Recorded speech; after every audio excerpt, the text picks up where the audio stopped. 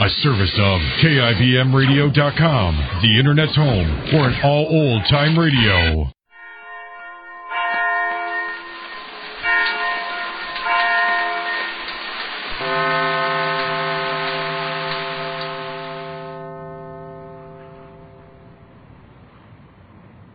Five bells. Stand by all stations. Attention, all districts. A 5-alarm fire.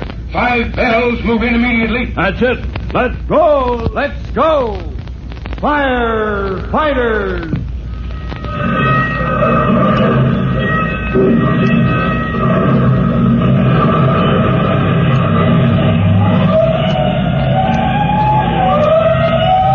Presenting Firefighters, the true-to-life story of our unsung heroes who stand ready to ride by day or night against our most murderous enemy, the demon of fire.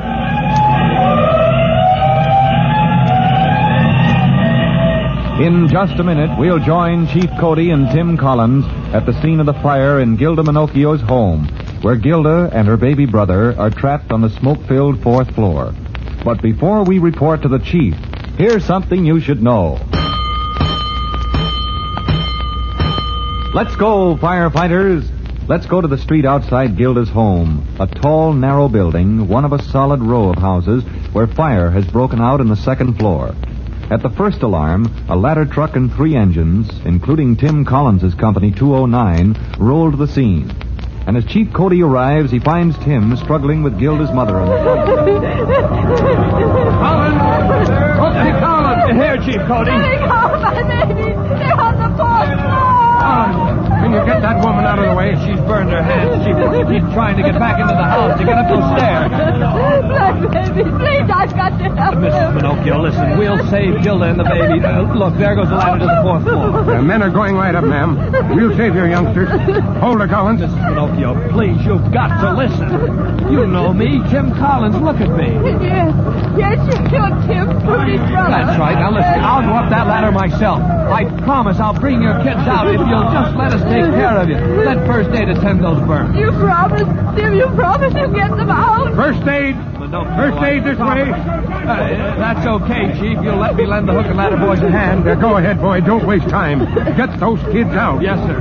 You'll have both your kids back inside 5 minutes, Miss Minocchio. Oh, he will. I know you'll save them. He will save them, won't he? Of course he will, ma'am. Now, here's the first aid man. Let him look after those burns. Well, Joe, get her across the street, will you? Yes, Chief. Yes, whatever you say, Chief. I know you'll save my baby. All right, through, Chief. All right, 209. Get your line up those stairs. Drive that fire back into the 2nd floor. Hey, hit that fire! 207. Go in the windows to the 2nd floor. 2nd floor's all ablaze. Kennedy. Lieutenant Kennedy. Here, Chief. Tap in the 2nd alarm. 2nd alarm. Okay, Chief Cody.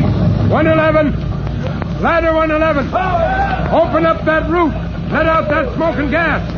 Well, come on. Don't fall asleep. As Chief Cody directs his fight against the fire that rages all through the 2nd floor, the truckmen throw ladders to reach all floors. Tim's own engine company drives the flames back from the stair shaft, while other men with hoses go through 2nd-story windows to meet the fire head-on. Hook and ladder men hack a hole in the roof to let the choking smoke and explosive hot air escape, while Tim, climbing nimbly, overtakes the truckmen who are already breaking into the 4th floor through the window. Hey, watch yourself, Rubber Nose. Let that smoke clear out so you won't be eating it all. There's enough for both of us, Murphy. Hey, Murphy, wait for me. Huh? Hey, it's Hooksy Collins again. Smoke cleared out, Murphy. Come up and sniff for yourself, me boy. We're about to go in, me and Rubber Nose here. Hiya, Hooksy. What gives? Hello, Rubber Nose. Murphy, the chief sent me. I know the layout here. There's front room, a sort of playroom, then the bathroom and the girls' room. And beyond that, the baby's room. All right, then it's you that'll come with me, Hooksy. What about me, Murph? You follow us in, Rubber Nose, and ventilate. The windows? Yeah, open all you can get at, Rubber Nose. And then stand by here at the ladder. And if we're not back in good time, if the smoke should get us... what's a little smoke? It's the children inside that'll be consumed with the smoke. Well, then get out of my way, Murphy. Age before beauty, me fire laddie here. Come along. There we go. Down on all paws, Hooksy. Right. From here on, we crawl. I'll sing out so you won't get lost. All right. Oh, black as Egypt it is. What have we here? A fine big closet? No. Tile floor, the bathroom, Murphy. All right, no time for a shower here, Hooksy. Come along at my heels. Next is the girls' room. Yeah, with the door shut tight. Colin! Murphy, hurry it up! Good boy, Robin-Nose, to the grand pair of lungs. Yeah. Now, the question is, does the girl's door keep the smoke out or keep it in? Crack the door open. Yeah. Easy as easy. Smoke, thicker than water. Yeah. They'll be smothered, the two of them. Move along, Murphy. Go straight on through. Get to the baby's room. I'll find the girl. Murphy, this way. Colin. Keep coming this way. All right, boys. Keep coming. I'll come after you. Stay where you are. Got you, Murphy. Here. Where's Colin? He's coming. Hooksy got the girl. I'll drag you to the window. Easy now. Now the little one here. Little one. The baby? Are you nuts, Murphy?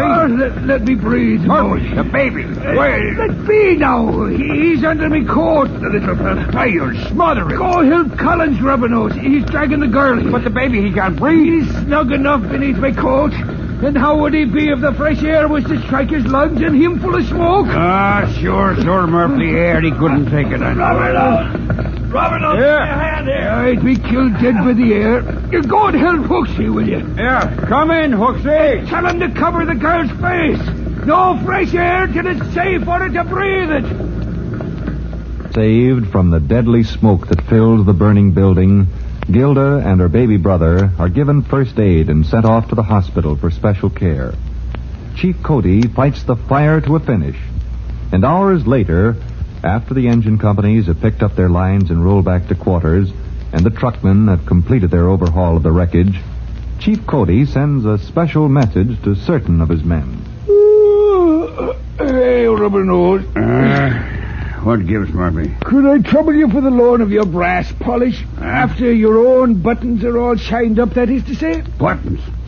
Who's going to shine buttons? Well, now, it seems like you and me and Hooksy Collins over the 209, it seems like we'll be shining brass all the blessed day instead of catching a British shut-eye. That's for us chat with Chief Cody, you understand? Chat? With Chief Cody? That's right. What are you getting at, Murph? Oh, no, didn't I tell you now? Oh, well, here's the notice, Robin-Nose. Here. What? Let me see that. Special from the chief, it is. You and me and Hooksy, you see it says right there, we're to report without fail tomorrow night before logging in at company quarters. You see what it says? Well, how do you like that? And what for? What did we do wrong? Who knows? Except only the chief. And Hooksy. Nobody's got a cleaner record than Hooksy. Oh, now, what good is it to worry now? They're sure the chief is a kindly man. What more can he do but eat the heads off of us? But if we only knew what we did wrong to get called up on the carpet. Now I'll get no sleep worrying about it. And the next evening, as fire department privates Robidoux and Murphy, with Private Tim Collins leading the way, file into Chief Cody's office, they still do not suspect the reason for this unusual summons, even when Gilda's mother comes toward them with outstretched hands. Oh, it's so kind of you to meet me like this. I asked the chief over and over what my husband and I can do. We do so want to reward you somehow, though we never could repay you for what you did for us. Oh, no, ma'am. It was all in the day's work. That's all, boys. Oh, sure, man. But there's nothing to make a fuss about. That's true, Mrs. Minocchio. We just do the best we can. Sure, it was nothing at all. Oh, but please, Chief Cody, isn't there anything I can do? I told you how it'd be, ma'am. We firemen don't expect and don't accept any reward. You've done enough just by letting these boys know that you're truly grateful. Well, no, Chief Cody, maybe there's just one thing. Huh? Oh, what is it? It's about those kids of yours, ma'am. The boys and me, we've been kind of worried.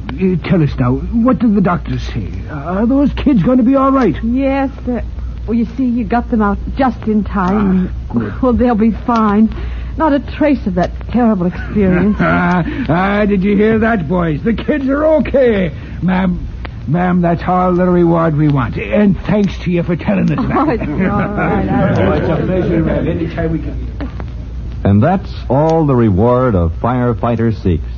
That when his chance comes, he can win complete victory over the demon of fire. But after the fire at Gilda's house, Chief Cody has a bone to pick with Trudy Collins, Tim's young sister. And you'll hear all about it when Chief Cody invites Trudy to visit Fire Department headquarters in our next true-to-life episode of The Firefighters. In just a moment, Chief Bob Cody will tell you, boys and girls, how you can help the firefighters in your own town. But first, here's a message you ought to hear. And now, Chief Bob Cody with a special notice for the Firefighters Brigade. Chief Cody. Hello, boys and girls. This is your friend, Chief Cody, with a question to ask. How long is it since you inspected for rubbish?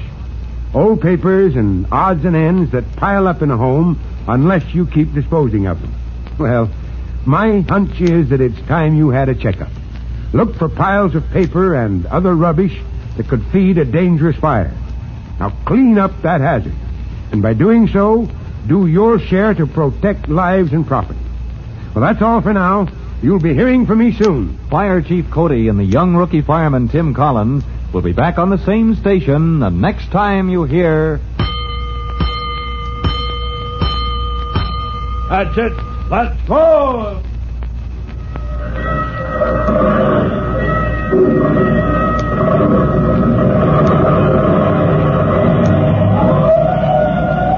Let's go! Firefighters!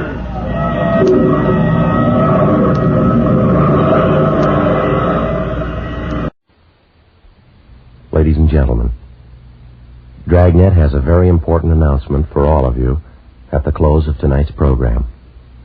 The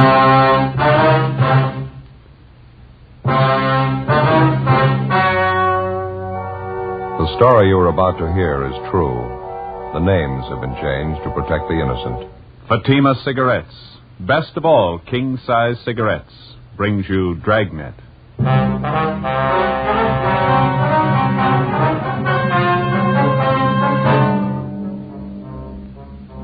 You're a detective sergeant.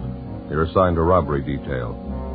2 armed bandits invade the home of an elderly couple in your city. The aging husband is tortured unmercifully before he reveals the hiding place of his valuables. The 2 thieves make good their escape. Your job? Get them.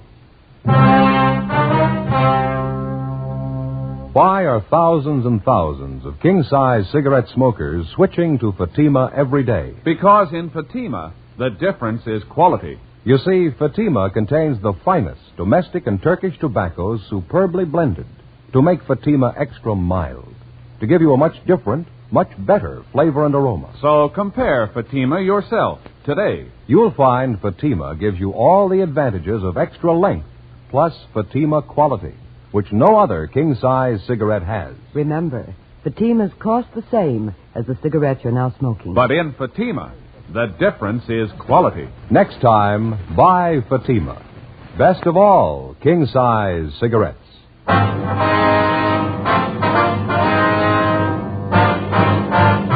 Dragnet, the documented drama of an actual crime. For the next 30 minutes, in cooperation with the Los Angeles Police Department, you will travel step by step on the side of the law through an actual case transcribed from official police files. From beginning to end, from crime to punishment, Dragnet is the story of your police force in action.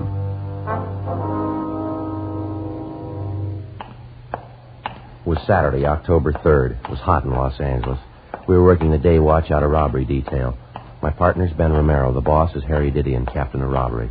My name's Friday. It was 11:38 p.m. when I got to Georgia Street Receiving Hospital, room 5, treatment room. Joe?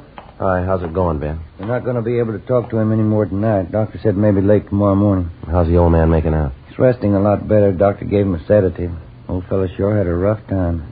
Well, how about since I've been gone? Did he tell you anything else? No, just kept repeating the same thing. 2 guys forced their way into his house, beat his wife, tortured him, took all their jewelry. That's about it. Yeah. Well, I put in a call to the office. I got a broadcast out on the information that we have. There's not much to go on. We should be able to pick up a little something more tomorrow. Doc said it's been a long time since he's seen anything like this, where they worked old man over. What'd they do to the fellow's hands, anyway? The doctor able to tell? He thinks they used a hat pin on him, something like that. It's sharp and thin. At least a dozen wounds in both hands. He's pretty badly burned, too. Yeah. Hard to imagine somebody that cold-blooded. 71-year-old man, soles of his feet a mass of burns. Wonder his heart stood up through the beating I gave him. Has he got a weak heart? He's had a little trouble, yeah. Terrific shock going through something like this at his age. Well, maybe we better check back at their house, huh? See how the old fellow's wife is doing, huh? Yeah, right. How's it shape up for you? Well, there's not an awful lot to go on yet. It wasn't a shot in the dark. I think we can count on that. Whoever the thieves were, they had some kind of an inside tip. The old man and his wife, well, they don't put up much of an appearance. You wouldn't be apt to figure that they had $3,000 or $4,000 in jewelry put away at home, would you? Maybe his wife might have some ideas. Sure is a lousy shame. Yeah, you might halfway understand that they just held him up, but working him over the way they did. There was no sense to it at all. Trying to show off what a couple of rough bums they are. Maybe that's it. Well, then let's do them a favor. Let's show them what it costs. Ben and I got in the car and drove back to the Westlake Park area to the home of the robbery victim, 71-year-old Wendell McClung, and his wife, Catherine McClung. It was a one-story wooden frame building, gray shingled, a typical modest four-room bungalow. The men from Unit 31R who'd answered the robbery call were still there, standing by. Another pair of men from robbery detail, Powers and Gonzalez, were checking the neighborhood for possible leads on the suspects. Inside the house, Ben and I found Mrs. McClung propped up in an easy chair in the living room. She was a small, chubby woman, gray-haired, looked to be in her 50s. We assured her husband's condition wasn't critical. Outside of a small bruise on her forehead and a case of nervous upset, she seemed to be all right. In recounting the story of the holdup, Mrs. McClung told us the two bandits rang the front doorbell and forced their way into the house at gunpoint shortly before 8 o'clock that night. How about the color of their hair, ma'am? Their weight and the height? No, I hardly saw a thing. Just that one look at them when they first pushed their way in. Well, how was that? They blindfolded you? Guess they might just as well have. You see, when they started to hit Wendell, my husband Wendell, knock him down, I went after them, and one of them slapped me right across my face and knocked my glasses off. I see. I reached out to find them, but before I did, I guess one of those gangsters stepped on them. $35 glasses, broke both of the lenses, just ruined the frames. Oh, look at that. Of course, I can't see a thing without them. That's why I say I might as well have been blindfolded. And you didn't have a chance to notice what kind of clothes they had on and what they looked like at all? No, they weren't shabby, I know that. Pretty well dressed, if memory serves. Both of them in dark suits. If only they wouldn't have broken my glasses. How about their voices, Miss McClung? Anything unusual about the way they talked? Anything that they might have said? Miss McClung? No, I was just thinking. One's name was Sam, I remember that. The other one had sort of an accent of some kind, maybe from the Midwest or maybe Texas, one of those funny people. Funny people? How do you mean, ma'am? Well, you know, something like a cowboy or a farmer, that funny kind of talk. I see. Well, I guess I really should be inside fixing you men a cup of tea. Maybe if you'd just help me up. That's all right, ma'am. You just sit there. When my sister Dolly gets here, it shouldn't be too long. I'll have her fix something. There's no need to bother, ma'am. We'd like to have you tell us this if you can. Did your husband do anything at all to provoke the two men? I mean, did he call out for help or try to get to a phone, anything like that? It was the jewelry we had, Wendell and I, just those few pieces. The two men seemed to know all about it, just as if they had a list of the things. That's so? Yes. When they first came in, they took my engagement ring and old brooch that belonged to my mother I was wearing. Then they got Wendell in that chair over there and tried to make him tell where our other things were. Well, now, is it pretty common knowledge around the neighborhood here that you and your husband own expensive jewelry, ma'am? No, I don't think so. What the men seemed most interested in was Wendell's ring, his diamond signet ring. It was a beautiful thing, 4 carat. Yes, ma'am. We've got a description on that. That was when they tried to force your husband to tell them where it was hidden. Is that right?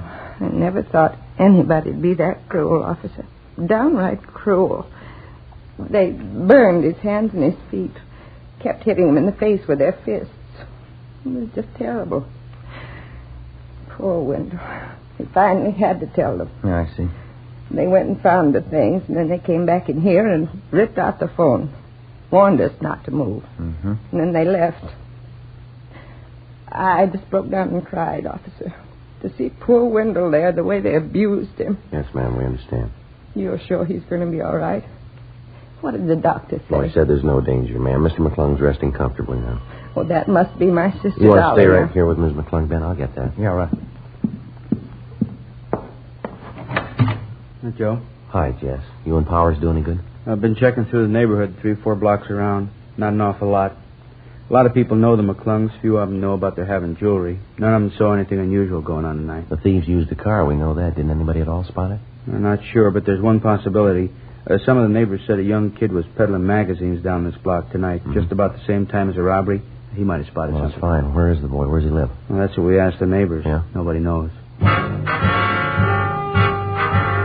A supplementary broadcast in an APB was gotten out containing what description we had on the two hold-up men, plus descriptions of each article of jewelry taken from Mr. and Mrs. McClung. The following morning, along with Jess Gonzalez and Johnny Powers, we continued canvassing the immediate neighborhood of the hold-up.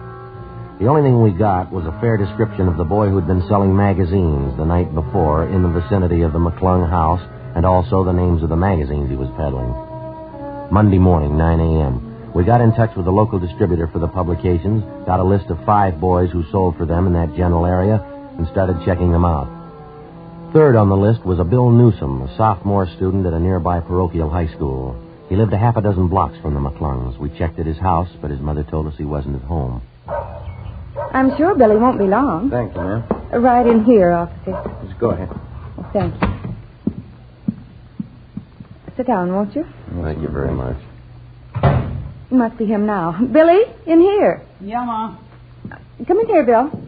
2 police officers to see you. Huh? Bill, this is Sergeant Friday and Sergeant Romero, my son Bill.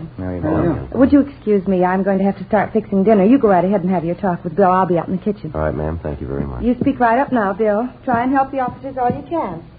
How can I help you? What's it all about? We understand you have a magazine route in the neighborhood, Bill. Your mother tells us you were out selling this last Saturday night. Yes, sir, that's right. Thursdays and Saturdays, they're my regular nights. Mm-hmm. I don't really sell, though. How do you mean, son? Well, you see, I line up all my customers ahead of time. I got a regular list of people who buy from me every week. I don't do any door-to-door selling. That was not much good. I see. Do you have a regular customer on your list by the name of McClung, Bill? It's McClung. Yeah, Mr. McClung. Once a month, he takes a gardening magazine. Comes out the last week in every month. Were you over near the McClung's place Saturday night? Do you remember? Yeah, I was. I went right by it. I've got customers all along that block there. Say, this wouldn't be about that robbery. That's right, Bill. You heard about it? After church Sunday, a couple of kids who go to the same school I do, they live right around the McClungs. They heard about it. What time was it when you went by there Saturday night, you remember? Oh, about a couple of minutes after 9, I guess. Maybe a quarter after. When I heard about the robbery on Sunday, I thought maybe I ought to tell somebody about it. I wasn't sure about it, though. You know, I didn't want to be a pest. What do you mean, son? You weren't sure about what? This dark blue sedan I saw parked on the street there, just a couple of houses down from the McClung's place. The reason I even noticed it was because it was a new car, almost a brand new car, but it looked like the license plates on it were kind of old. Mm-hmm. What else? Well, I delivered some magazines to Mrs. Brubaker, and I got my money for them. And then coming down the stairs, I saw these 2 men. I'm not sure they came out of Mr. McClung's house. It's dark, you know, but I thought that's where they came from. Anyway, they went down the street, and got in the car, and took off. Seemed to be in a hurry. Well, what did the 2 men look like, Bill? Do you have any idea? No, I didn't see them too well. I wasn't too close to them. I was about from, here to across the street from them. How about their clothes? You notice them at all? Yeah, they had suits on, dark suits, I know that. How would you describe their build, son? Medium, tall, fat, skinny? What would you say? Why, I think I'd say medium. Yeah, both of them medium. Now, about that car, Bill, you said it was a dark blue sedan, new model, and the license plates look kind of old, is that right? Yeah, that's right. That's how I first noticed it parked down by the restaurant. How's that? About 7:15 when I started my route down on South Benson, I saw the same car parked outside the restaurant down there. Forget the name of the place now. It just opened about a month ago. You're sure it was the same car? Oh, yeah, I'm pretty sure. That's why I noticed it again when I saw it up by McClung's place. I thought it looked kind of terrible. Brand new car like that with old license plates. By any chance, son, do you remember the license number on those plates? No, sir, I didn't notice it at all. Mm. I'll tell you what, though. Yeah? If I see that car again, I'll be sure and get the number for you.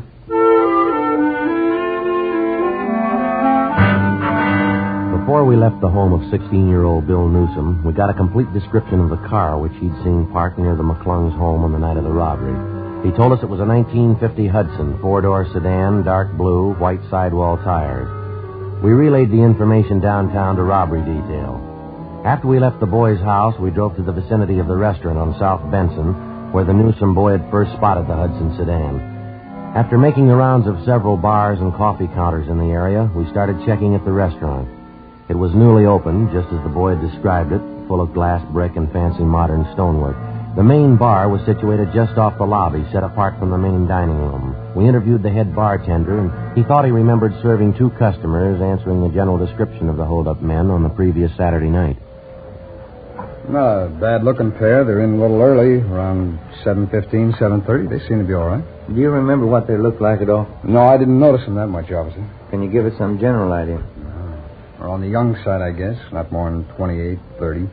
One of them talked like a Midwesterner, I think. You know, maybe Arkansas, Texas, someplace like that. Well, could you give us any idea what they were wearing? Would you remember that? Both had suits on, dark suits. One had on a gray hat. That's about all I remember. The reason I can place them at all is because Saturday was a pretty slow night at the bar. It's a new place here, you know, and it takes a little time to cultivate a trade. Well, did these 2 men stop for dinner here? Do you remember that? No. They sat right here at the bar and had a couple of beers, and then they left. No dinner. Did you wait on them, sir? Yes, sir, I did. I served them both a bottle of beer, imported Dutch beer. Uh-huh. You serve quite a bit of that imported beer, do you? No, not here, no. It's mostly cocktails, Fred. These 2 fellows are the only ones I remember asking for. Well, do you remember if the 2 men handled the beer bottles at all? If they handled them? Well, I mean, did you pour it? I filled up their glasses and set the bottle down. I guess they did handle them. They emptied the bottles. I see. But they'd almost have to, wouldn't they? Would you still have those 2 bottles on hand? No, let's see. Today's Monday. Yeah, I guess I would. They don't pick up the empties till sometime around the middle of the week. We'd like to take a look at them if you don't mind. Oh, sure thing. You guys just want to follow me down the bar here? It's in the storeroom just in back. All right, let's go. It's right back here, officer. Fine. Let's see. Yeah, they're right over here. There you go. Holland labeled. Only ones in the whole case. The same 2 I served those fellas. Yeah, I see. What do you think? Fingerprints? Maybe. And as soon as you get the fingerprints, you can pick them up, can't you? Yeah, when we find the men they belong to. Monday, 6 p.m. We called Leighton Fingerprints, and they came out to check the evidence. First, they obtained a set of the bartender's fingerprints to serve as a basis for comparison. Then they dusted each of the empty beer bottles carefully. After the various sets of prints were lifted off the bottles, the men went back to the office to run the sets through, classify their findings, and then turn them over to R&I for further checking. While they worked on it, Ben and I ducked out and had a sandwich and a bowl of soup for dinner. 7:25 p.m. We got back to the city hall. I sure am getting tired of the kind of food that guy serves, Joe. It seems to get worse every time I go in there. Yeah, it wasn't very good, was it? I'm willing to bet I know his formula for the soup. 2 gallons of hot water and 1 bouillon cube. Well, I've gone and done it before. I may still do it again. What's that? Bring my dinner from home in a paper sack. Pack a thermos full of hot coffee. Be a better deal than across the street. I don't know about that. You remember the last time you had your wife fix you up a thermos full of coffee? Yeah, I almost forgot. Wasn't any better than the stuff across the street. Hi. Where you 2 been? Hi, Jess. Getting something to eat? Well, Leighton Prince called just a minute ago. Told him I'd give you the message. What's that? Well, the prints they lifted off those beer bottles, checked them through the record bureau. Yeah. Found 2 sets. They made both of them.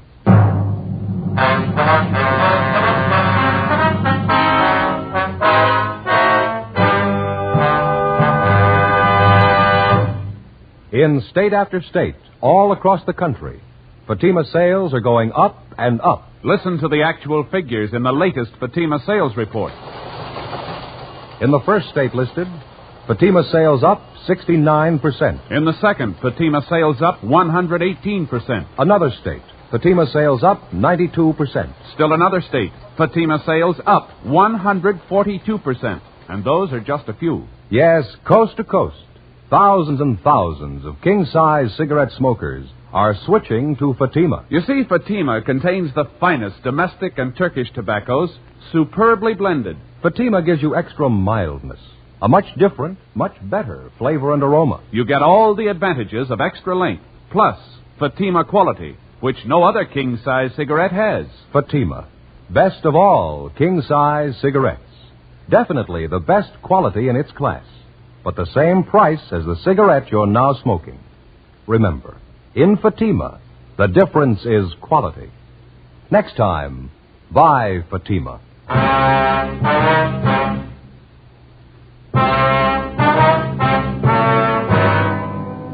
October 5th, Saturday, 7:40 p.m. The two sets of fingerprints which had been lifted from the empty beer bottles were checked through R&I and identified as those belonging to two known criminals. The first was Henry Vincent Moss, WMA, 29 years old. He'd served 2 terms in the county jail for burglary and grand theft auto, and 1 term in San Quentin for robbery. The second was Ernest Robert Windsor, WMA, 28 years old. His home was listed as Little Rock, Arkansas, where he'd twice been convicted on charges of first-degree burglary and served time at the Arkansas State Penitentiary. We pulled the packages on both of the men, checked the last known addresses, but failed to locate either of them. To double-check their identification, we showed mug shots of Windsor and Moss to the robbery and torture victims, Mr. and Mrs. McClung. They gave positive identification of both men. So did the bartender at the restaurant where they'd stopped for the beer. We got out a broadcast and an all-points bulletin on them immediately. We began the routine legwork, checking with all the friends, relatives, and associates who were listed on the mama sheet in each suspect's package. As usual, it was a long, monotonous haul. One of the persons listed as fairly close to Ernest Windsor was an aunt of his, a Mrs. Marie Rolfe, whom we located at her home in the Echo Park district. No, I haven't seen Ernest in almost a year, Sergeant. What is it you want him for? I'd like to talk to you about it a few minutes, Mrs. Rolfe, if you don't mind. I don't know how I can help you. You can come in for a minute if you want. I've got to go out and do some errands pretty soon, though. It's all right, ma'am. Thank you. Right in here. Sit down if you want. Thank you very much. Just got finished taking care of my little children here, giving them nice, clean cages. Good singers. They all canaries, ma'am? Oh, yes. Oscar and Ethel, that's these two here. They're both genuine rollers. Their grandfolks came from Germany. Beautiful singers. Wonderful company. Yes, ma'am. My others are pretty, too. They're only choppers, though. Ma'am? Choppers.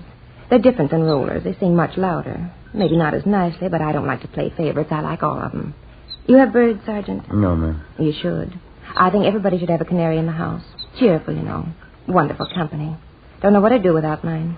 About your nephew, Ernest, Ms. Rolfe. Have you any idea at all how we could contact him? As I say, it's been almost a year since I last heard from him. What would this be about, Sergeant? Just a routine investigation, ma'am. We understand that you're quite close with your nephew, that he lived with you for a time. Yes, that's right, he did. When you come right down to it, Ernie's a good boy. He kept bad company, that's what I always said. Got him in trouble 2 or 3 times. I suppose you know that. You live alone here in the house, do you, Ms. Rolfe? Yes, that's right, Sergeant. See, I'm a widow. Husband's gone a good many years now. You don't take in boarders or anyone like that, Oh, do you? no. Just me and the pets here. They're company enough. I wonder if you'd explain that laundry piled up in the bed there in the next room, ma'am. What's that? The men's shirts, stockings, the underwear, they're right there in the bed there. Well, I usually try to keep things in better order than that. It's just some laundry I do, Sergeant. Little odd jobs for some of the bachelor men in the neighborhood. I do it as a favor for them. You're sure about that, Miss Rolfe?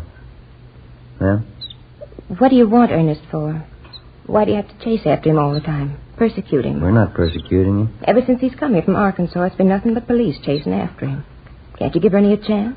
All he wants is a chance. He told me so himself. We've checked through his record, Ms. Rolfe. He's had all the chances in the world, and nobody's persecuting him. Then why are you chasing him again? Hunting him down? Why don't you leave him alone for a spell? Give him a chance to get a job, do something. Why are you chasing him? Well, this is a robbery charge, Ms. Rolfe. He's been positively identified. He and Henry Moss forced their way into an old couple's home a few weeks back. They tortured the old man, and they beat him till he was unconscious. That's what we want Ernie for. How'd you know it was Ernie? You could have made a mistake. No mistake, ma'am. The victims identified his picture. There wasn't a doubt in their mind. And where is he? You sure that's the truth? You sure it's Ernie again? Yes, ma'am. Again. You can have all the proof you need. And the last time he told me he swore on the memory of his own mother. He swore he wouldn't do anything wrong again.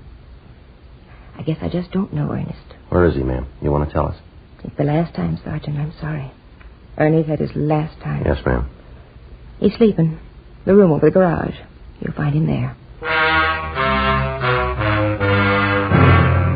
Ernest Windsor was apprehended and placed under arrest. His room was searched, as well as the entire home of his aunt, Mrs. Marie Rolfe.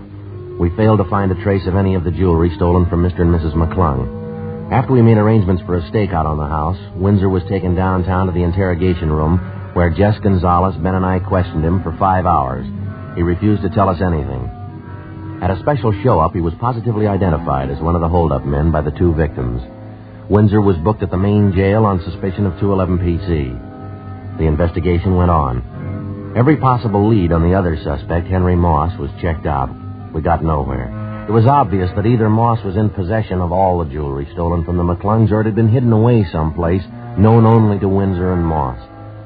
From time to time, we had Windsor taken from his jail cell for questioning. It wasn't hard to tell he was bothered with the possibility that perhaps Moss had run off with the entire loot and was enjoying himself while Windsor spent his time in jail. We worked hard on that particular angle while we questioned him, but Windsor still refused to break, to give us any kind of a lead on Moss. A month passed. Wednesday, November 8th. Sure working out into a dull routine. A full month. We got exactly what we started with. Yeah. If we could only get Windsor to break, it'd sure do a lot toward wrapping this thing up, wouldn't it? I don't know what he figures he's going to gain, but keep him quiet. Yeah. Gonzalez and Johnny Power said they were checking out a tip from some informant this morning. Supposed to know where Henry Moss is. Wonder if they found any luck. They ought to be back by now. Yeah. Go ahead. Hey, Jess. Oh, hi. How about it? Did you do any good this morning? Oh, not a bit. Informant didn't even show up. Johnny's going to meet him this afternoon. Doesn't look to be very much. How about you fellas? Same, Jess. We're going as slow as you are. I get it. Robbery, Friday. Yeah, George. Uh-huh. 3rd and Main? You sure, huh? Right. Yeah, right away. Well, maybe we got a break. What is it? Henry Moss. He tried to hock a ring at a pawn shop, 3rd and Main, about 20 minutes ago. You make it? Well, the pawnbroker stalled him. He didn't know for sure that the guy was hot. Well, how's it stand? Moss said he'd come back to close the deal. When? Half an hour. 11:55 a.m. A special detail of men, including Gonzalez and Powers, Ben and myself, were sent to cover the pawn shop near 3rd and Main. Gonzalez and Powers staked out in stores adjoining the place. Ben and I were stationed inside the pawn shop. Another team of men covered the rear exit. We waited. The suspect, Henry Moss, failed to show at the appointed time. We kept waiting. 1 p.m., 1:30. No sign of him. At 1:45 p.m., a young-looking, dark-haired man in a neat gray suit entered the shop and approached the manager at the rear counter. There wasn't any mistaking him. Henry Moss. He surrendered himself without even protesting. We took him to the city hall, to the interrogation room, where we started to question him. Meantime, Gonzalez and Powers located the apartment where the suspect had been staying. His rooms and personal belongings were searched, and every piece of the missing jewelry recovered. Surprisingly enough, in contrast to his partner, Ernie Windsor, Moss was cooperative, even obliging. We had a stenographer take his full statement, and then we got ready to move him over to the main jail for booking. Just a couple of questions before we leave, Moss. Sure, Sergeant. Go ahead. We've had you in here before. How come all the cooperation this time? Why not? I had it figured before time. If you got me, you'd have everything you need on me. Wouldn't do much good putting in a beef, would it? Whose idea was it to start with, Moss? The hold-up deal. Yours, or was it Windsor's? Both of us, I guess. I didn't want to get rough with the old man. I mean, the way Ernie did. That part I didn't like. All I wanted was the loot. And he just lost his head. Too bad. All right, you ready to go? Any time, Sergeant. Hey, I wonder if I could ask a favor. What's that? Well, it's going to get a little tough in there in that jail. Wonder if we couldn't stop for a good steak and some French fries first, huh? Maybe some good restaurant around here? No, it won't work, Moss. You know I wouldn't try anything. You put your order in a long time ago, mister. What do you mean? When you worked over that old couple. Yeah? That's when you ordered jail food.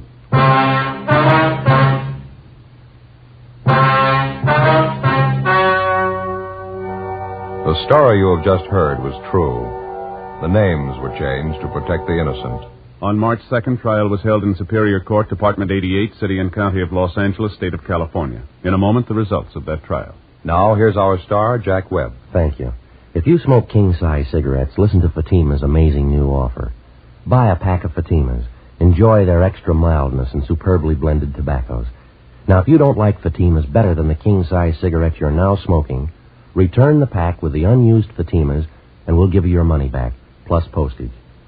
Now, we make this amazing offer because we believe Fatima is the best of all king-size cigarettes. Smokers all over the country are confirming this every day. Listen to this state-by-state report. State 1, Fatima sales up 92%. 2, sales up 72%. 3, sales up 107%. 4, Fatima sales up 192%. Buy Fatima today. If you're not convinced they're better than your present king-size cigarette, just return the pack and the unsmoked Fatimas before December 1st and get your money back, plus postage. Fatima, Box 37, New York 1. Buy Fatima today. Best of all king-size cigarettes.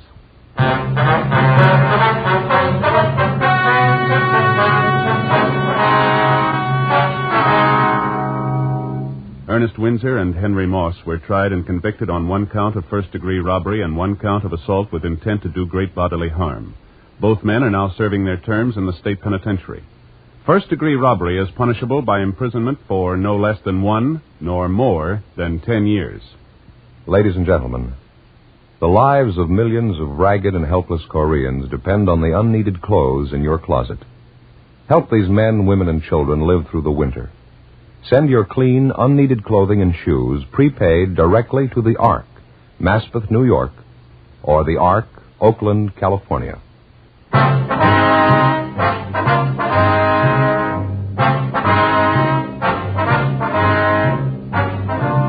You have just heard Dragnet, a series of authentic cases from official files. Technical advice comes from the Office of Chief of Police W.H. Parker, Los Angeles Police Department.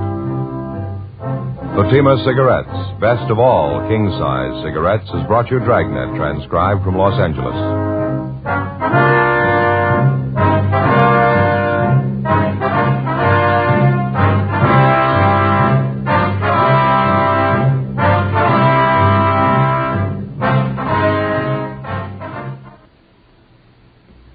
Stay tuned for Counter Spy, next over NBC.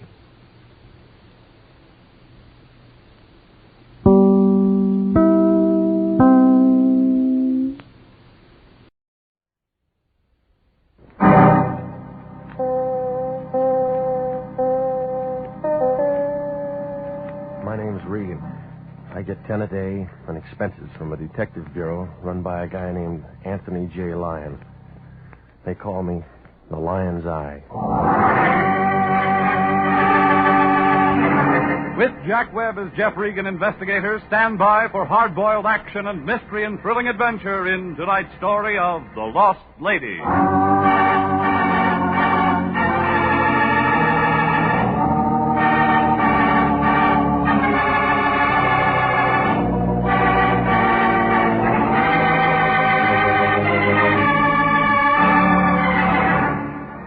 You'll find it in Hollywood, jammed in between Van Ness and Wilton, right off the boulevard, Taft Avenue. Starts at a furniture store, runs for about a block, and then crosses Franklin. What happens to it after that, I don't know. I only go as far as the gray apartment building on the even number side, about the first thing you see. Figures that the guy who built my place never read the earthquake laws. A good crap game and shake it loose. Well, that's where I live. Apartment 308.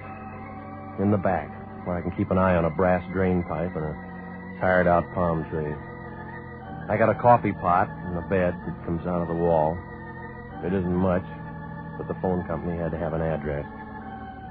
That's where I was last Monday night, about 8 o'clock. Some Cleveland fans were running up a house tab in the apartment above me when the phone rang. I thought it might be somebody from Boston. It was the Lion. Regan, I'm calling you from the office. I stayed late tonight. You should have joined the union. We got a new client. Yeah? Her name's Isabel Sanchez. I just talked to her. Did you make a date? She flew in from Mexico City tonight on American Airlines. She needs help. They're saying that about the Democrats. Comes from a fine family, lots of influence in Mexico.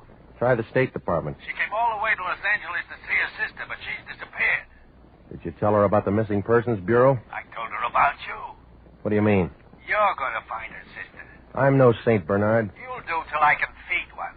Besides, she could go to the Mexican Council if she wanted to. What's that got to do with it? Remember the Pan-American Conference? We gotta be nice to this dame. Yeah, well, don't make up a contract. I already did. She gave me $200. What else did you get? She'll tell you the rest. Don't you ever ask questions? That's your job. She's got a room at the Belmont. Hop over there and see her. She's expecting you to find her sister. Is that all? That's enough. Call me after you talk to her. I hope her check bounces. Don't worry. She paid cash.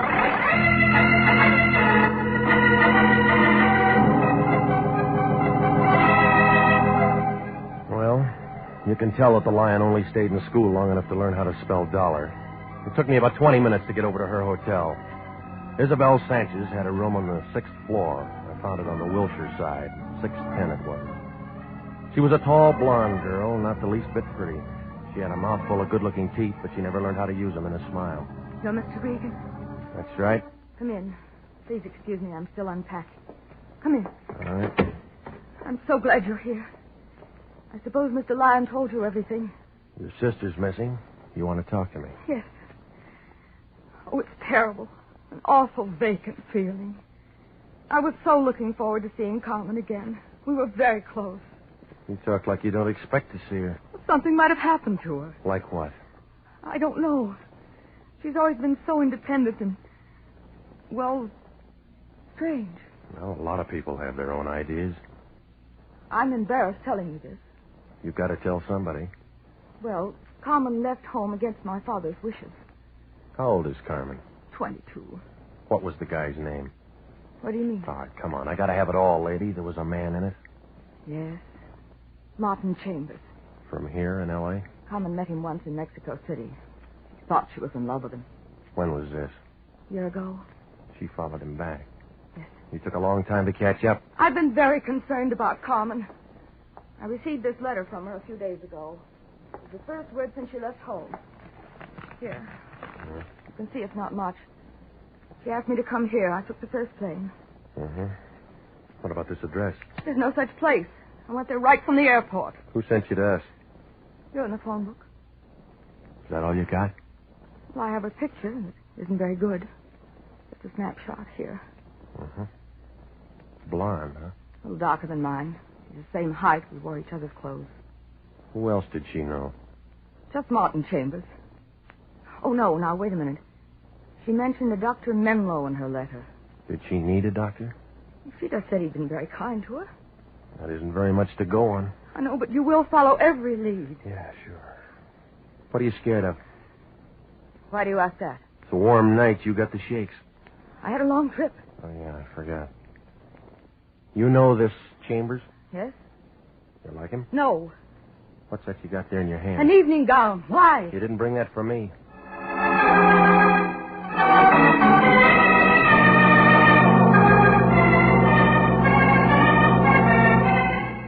Well, her story was smooth, but the clothes didn't fit. All the labels that showed said New York City. I went downstairs to a phone booth, and I got a hold of a friend of mine in the CAA. He checked into it, and he told me that nobody named Isabel Sanchez came in on that Mexico City flight. The whole thing looked phony, like a fan dancer in long underwear. Well, it was about 11 o'clock when I got over to the Lion's place. It was a cold night, but the Lion looked warm. What do you want, Regan? I'm busy. So am I. I've been looking at that Sanchez dame. Tell me about it in the morning. No, I'm going to tell you about it right now. It's no good. What do you mean? It's another bum client. She gave me $200. Her clothes are out of New York. Maybe she came the long way. She didn't come in on American. So she's got a donkey. All you got to do is find her sister. I just told you she's a phony. Let me worry about that. Well, you can start now. Here. What's this? It's a letter and a picture. That's all the lead I got. Now, wait a minute, Regan. What about our contract? New Year's is coming up. You'll need confetti. I can't do a thing like that. We got a moral obligation. And $200. I'm thinking of our reputation. I've given our word. Take it back. That girl's a stranger in a foreign land. She came to us for help. Oh, stop it, will you? If there was a quarter in the bay, you'd drop your mother overboard and tell her to hold her nose. You're getting out of line, Regan. If she came up with kelp, you'd ring her out for iodine. That's enough. We got a case, and you're going to handle it. You're going to handle it. I quit. And I know this girl looks suspicious, but we have to give our clients the benefit of the doubt. Why didn't you send her to missing persons? I'll keep this picture and check with them first thing in the morning. You follow up that Menlo in the letter. Well, a guy named Chambers has got priority. Who's that? The girl's got a love story. It's getting cold out here. Check me in the morning. I'll do that. Remember, Regan, we always work hand in hand. Yeah. That's why I never wear a ring.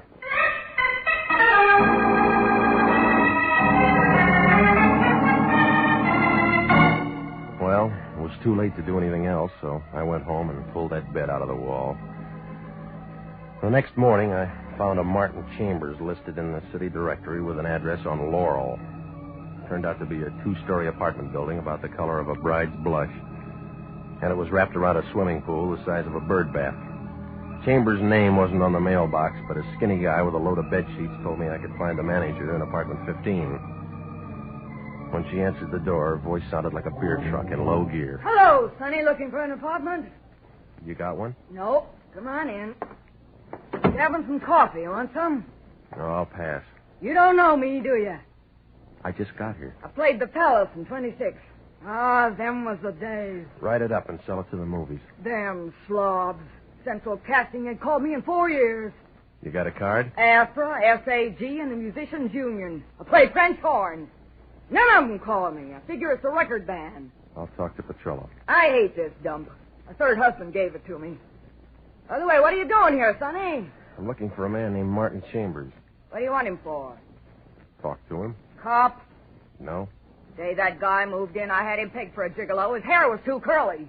Some women like that. Not me. I used to have to chase him around the swimming pool to get his rent. You're using the past tense. Where is he now? Forest lawn. That's one way to break a lease. He got boozed up about 6 months ago and drove off Malibu Pier. Took them 3 days to fish him out. Straighten his hair? Yeah, it sure did.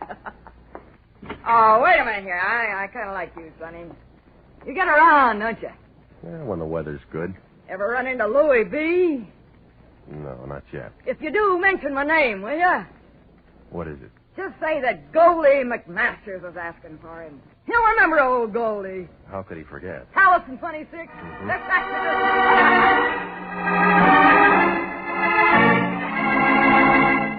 When I left, she was thumbing through an old variety. She looked unhappy, like a banjo player with a paper pick. Well, what she told me about Chambers took the leading man out of the picture, but there was a bit player named Menlo. Well, I called the office of a Paul Menlo, but they said he wasn't in that day, so I drove out to his address in Encino. It was a ranch house poured all over the top of a hill. From the looks of the place, Dr. Menlo must have been getting oversealing for his cough drops. I parked my car by the gate and followed the flagstones up to the front door. When I pressed a button, I heard something that sounded like chamber music. The door opened in the middle of the second chorus. Good morning. I want to see Dr. Menlo. Your name, please? Regan. You'll have to call the doctor's office, Mr. Regan. I already did. And they must have told you the doctor doesn't see any patients at his home. Yeah, well, I'm not sick. Keep it up and you will be. Beat it, Pilgrim. No, I came here to see the doctor. He don't want to see you. All right, get your hands off me, punk. Once I hit a guy in the ear, it busted his leg. I can handle this guy, Vicky. Stop that. Get out, Max. I'll be in the back if you want. You ever been a referee? I've been a lot of things. Come in, Mr. Regan. I apologize for him. He's so eager. Isn't this better? No, everybody's eager now. Anxious is a better word. I like Blue Surge. Has an effect on me. You're the doctor's helper? I hold his stethoscope. My name's Vicky Starr. I'd like to see him. He's busy. Where do I wait? Might be quite a while. He just opened the bottle. Well, then I'm right on time. Paul's not sociable like me. He drinks alone. He gets more that way. Let me entertain you. What can you do? Watch. Oh, no, easy, baby. I don't know how to fix a fracture. I've already got a man that can do that. I want one with brains. What's the matter with the doctor? He keeps his in cold storage. Hasn't used them for a long time now. Oh, I don't know. He's done all right. This place? He'd be selling papers if his wife hadn't left him a good insurance policy. Don't you like his money? Don't get me wrong. I like being secure, but the girl has feelings, too. Mm-hmm. They're beginning to show. I'm glad I met you. Why? We're going to have some nice afternoons. It's football season. I have some free time. Want to hear me on the piano, for instance? No, I don't sing. I'll teach you. Paul says I should have an outside interest. Well, keep looking. You'll find one. You smile good, but you talk nasty. You started this conversation, sis. Max is still in the kitchen. I came here to see Menlo. You didn't say what about? I'll tell him. There's the phone. Call and make an appointment. Yeah, I'll do. Hello, Vicky. Who is it this time? His name's Regan. He hasn't got a business card. Make sure I'm out. You Dr. Menlo? Yes, but I turned all my patients over to another doctor. Yeah, well, I know one you forgot. Tell me who. Carmen Sanchez. Go ahead, Vicky. I'll talk to him. Watch yourself, Paul. He doesn't know how to be nice. It'll only take a minute. I'll crack the mic. Good nurse. She's out of uniform. We're casual. You said I had a patient named Carmen Sanchez. Who told you that? Somebody she knew? Your relative? Friend. You heard some wrong information, mister. I never heard of Carmen Sanchez. I read about you in a letter. Must have been another Menlo. No, there's only one with a license. You peaked, too. 25 a day? 10. I work for another guy. Who? Lion. Lion's Eye. Okay. You're still at the wrong house. You want to show me your files? Why not? Come on. Okay. They keep a duplicate at home. Help yourself. Want a drink? Too early. You don't mind if I have one? No. Anything? Not under Sanchez, no. Now do you believe me? She could have used another name. Got any ideas? Blonde girl, 5'4", brown eyes. Means nothing. Do you ever know a man named Chambers? Yeah. In high school, back in Denver. Drove a truck. Oh, that doesn't help. I'm sort of retired now. Yeah, that's what Vicky said. Nice girl. Talks to everybody. You satisfied? Not yet. Don't mention it. Always glad to help out. There's easier ways to make a living. Yeah, I haven't got a wife with an insurance policy. A year ago, I'd have broke you in half for that. Now it doesn't matter. You can find the door. I'll be back. Don't bother, Regan. Doctor will be out.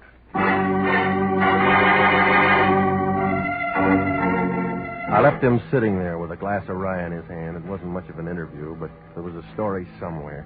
What Menlo didn't have in his files, he was keeping in his head, and figured he might open up if I showed him that snapshot in the letter. Well, I drove back to town. I put in a call to the Lion. Nobody answered at the office, so I went home.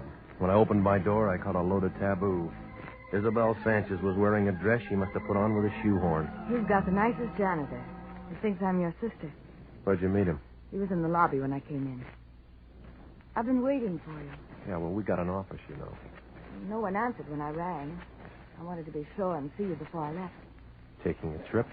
I leave for Mexico City first thing in the morning. Well, it was a short visit. It was long enough.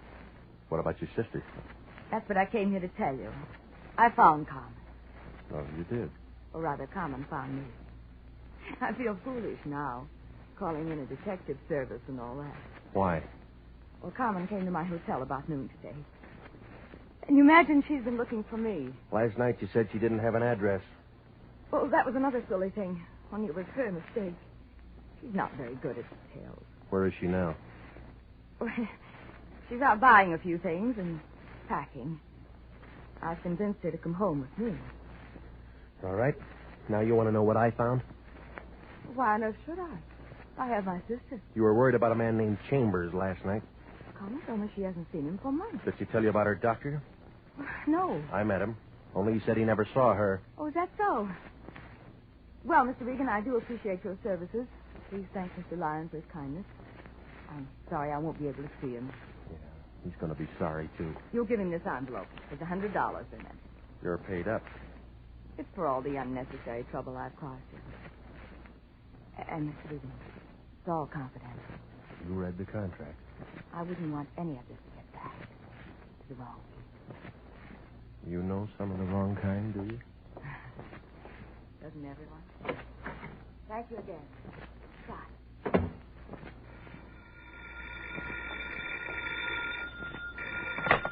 Hello? You run any expenses on this thing today? No, I didn't. Good. It's all over. Isabel said she didn't see you. There's a guy named Gallagher in missing persons. Got an eye like an eagle. He took one look at that snapshot and opened a file. What kind of file? Dead and unclaimed. What do you mean? Carmen Sanchez has been dead a year, and the county buried her. You are listening to the story of the lost lady, tonight's adventure with Jeff Regan, Investigator.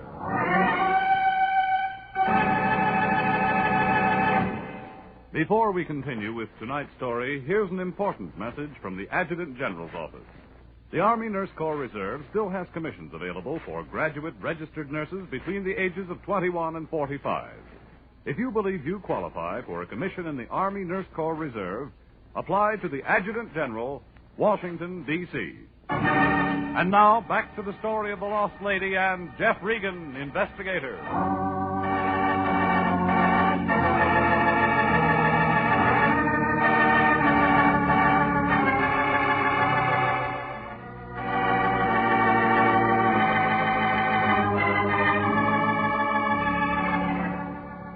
Well, there are enough angles in this thing to write a new geometry book.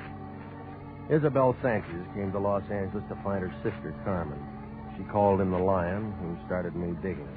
A doctor named Menlo out in Encino used a milk bottle for a jigger. He was heavy on green stuff, but light on memory, and gave me nothing but an ice cube. His girlfriend, Vicky, was a little different. She gave me a warm glow, but I still drew a blank on the missing sister. Then Isabel walked into my place and said she found Carmen and called off the chase. That's about when the lion rang and said that he'd found her, too, only his version was a little different. She was holding down a plot in the county cemetery, been dead a year. Well, I caught a cab and I went over to her hotel. A small man with a bald head opened the door and looked at me like I was trying to crash a coming-out party. Yes? I'm looking for Isabel Sanchez. Are you a friend? She won't think so. She's not available. All right, I'll wait. What I mean is, could you come back later? What's wrong with her now? Oh, well, you see... All right, come on, Buster. Let's throw it in gear. Are you a guest of the hotel? No. Could you please tell me the nature of your business? I want to see Isabel. I'm sorry. I can't let you in until you tell me who you are. Regan, International Detective Bureau. She's a client. Oh, come in. I'm Dr. Stanwyck, the house physician. She need one? Not anymore. Look for yourself. Uh-huh. How long's she been this way? 2 hours, I'd say. Bellboy found her a few minutes ago. She drank a lot. Alcoholic poisoning. Yeah.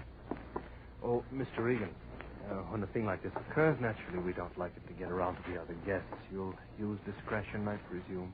I'll be as quiet as she is. Thank you, Mr. Regan. We appreciate it. Uh-huh. The elevator's to your right. I got a good memory. Regan, What are you doing here? I've come to talk to our client. You'll need a Ouija board. What you mean? She's dead. Why'd you let that happen? She wouldn't have done you any good. What you talking about? Yeah, all right. You go to Isabel. You say her sister's buried on the county, but it'll take a little cash to keep it out of the newspapers. Not so loud. Go back to your contest blanks, Big Shot. That Sanchez dame didn't come from Mexico, and she wasn't rich. You mean she's been lying? I told you that yesterday. All right, we'll close the Sanchez case. Oh, no, we won't. It's still wide open. Where you going? To buy an Airwick.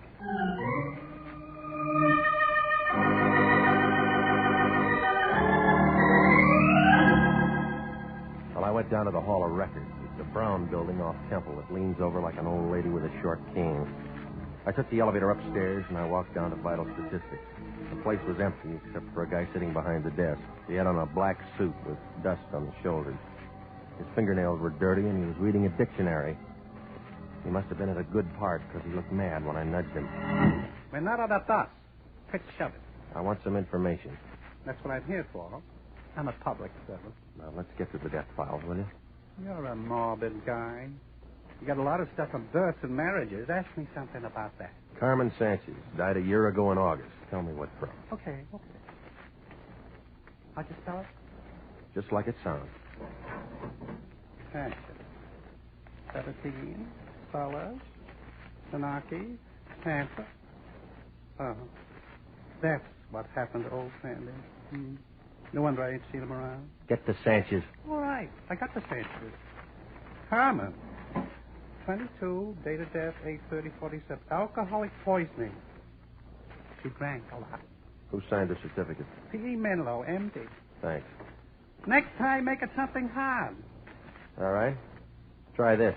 Menlo's wife died about the same time. Masters, Marie, Melbourne, Babbitt, Menlo.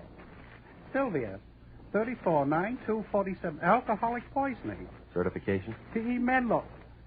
That guy can't keep a patient.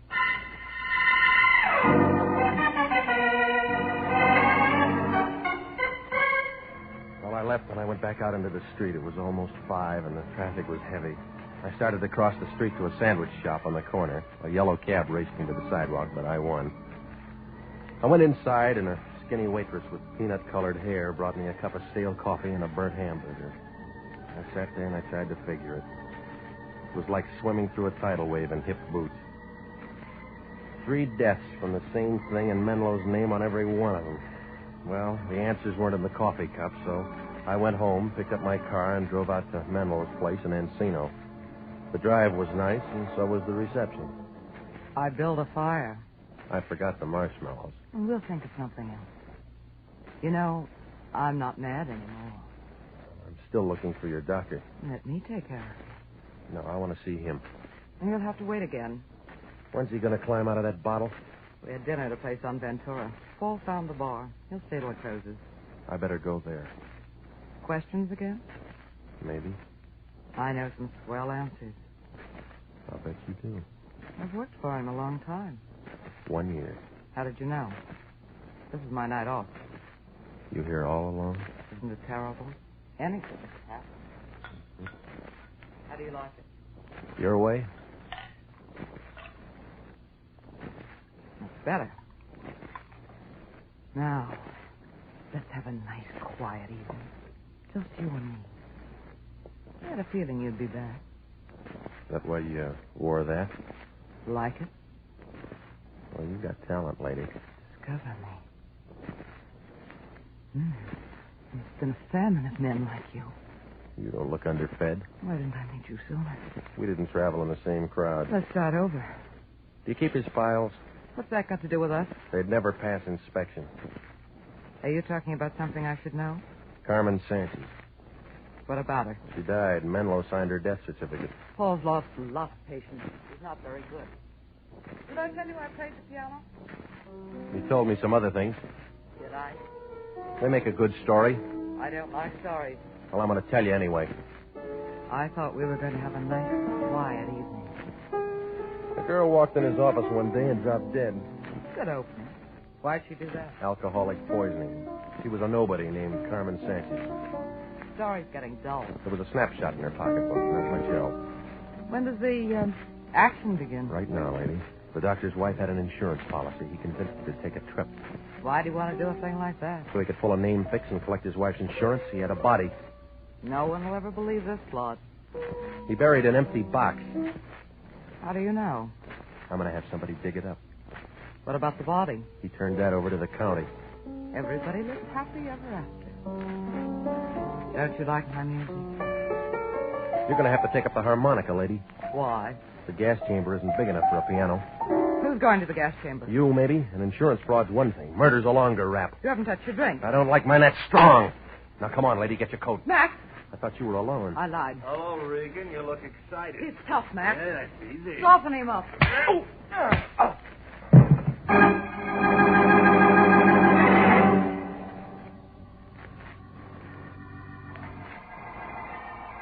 I was in a white room when the trip ended. I tried to move my head, but it felt like a grand piano. So I just lay there. Pretty soon somebody put something damp on my face, and I began to see things. Vicky was there, Max. So was Menlo. If I'd have had a deck of cards, we could have played a pinochle game. Menlo looked kind of upset, like an ostrich with a sore throat. He had a needle in his hand. I get the shakes. You're all right, Paul. Now go ahead. Just like Isabel. You should have stayed out, Regan. Oh, I wanted one more look at you, baby. I hate to see the nice ones go, but it'll all be over in a minute. All right, Paul. Give me a drink, Vicky. Never mind. Hurry up. Let me have a drink. Oh, you're too slow, Max. Yeah? Keep away from me, Max. I'll kill you. Yeah. Put down that Keep gun. away from me, I swear I'll kill you. Oh, I told you to keep away. Menlo slugged for care of Max, but Vicky shot Menlo twice. And his knees knocked together. He began to pitch around like a toy balloon in a hurricane. He dropped his gun, but he held onto the needle. Then he slumped forward and made a grab for Vicky, and they both went down. He jammed the needle into her arm. Here. Same stuff you used on Isabel? Yeah. Alcoholic voice. I'll straighten him out. Regan, hold my head. Yeah. Here. Call a doctor. He'd never make it. Please, Regan. Call a doctor. Please. Give me 5 good reasons. 5 good reasons? I got Vicky. I'll never use a needle again. And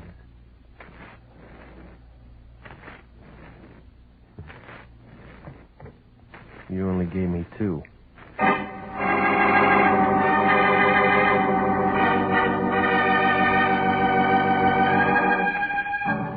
Well, we didn't hear from the suburbs, but there were enough ballots to make it an election. Homicide got the insurance commissioner down there, and he threw in a vote. Seems that Isabel Sanchez was Menlo's wife, only her name was Sylvia. When a dame named Carmen Sanchez dropped dead in his office, Menlo got kind of ambitious. He talked his wife into the switch, and, well, everything might have worked out. Except one night when he was seeing elephants, he told Vicky the whole thing. She set the squeeze play with Max in the dugout. When Sylvia got back and saw how things were, she called herself Isabel Sanchez and went to the Lion with a story about a lost sister. I was hired for scare work, and when she figured they had enough, she called me off, but it didn't take. And you know the rest. Well, the insurance company issued a fee for exposing it to fraud, and the Lion got his picture on page 1. It was right next to Vicky's. She was wearing one of those French swimming suits. The Lion said that'd do us a lot of good. It did. We each got a free bathing suit.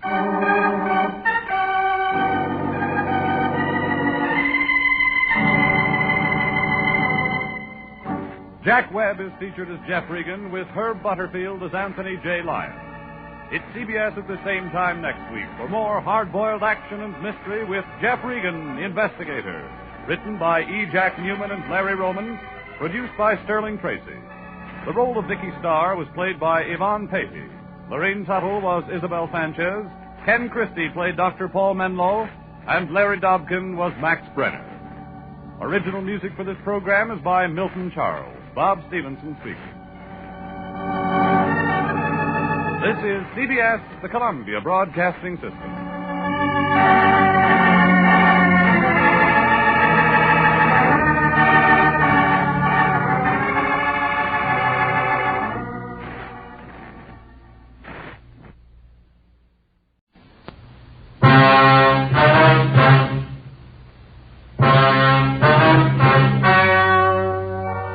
The story you are about to hear is true.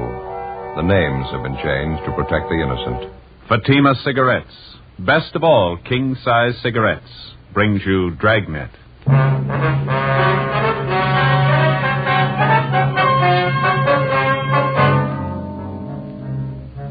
You're a detective sergeant.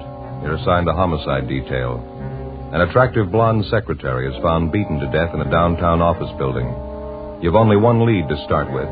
A length of steel pipe wrapped in heavy paper. There's no trace of the killer. Your job? Get him.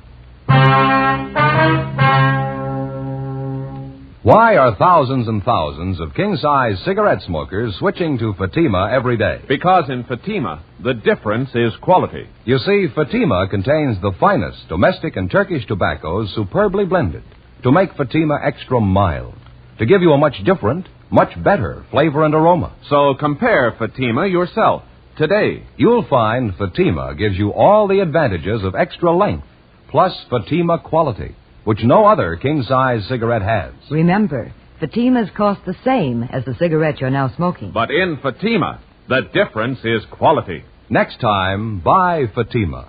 Best of all, king-size cigarettes.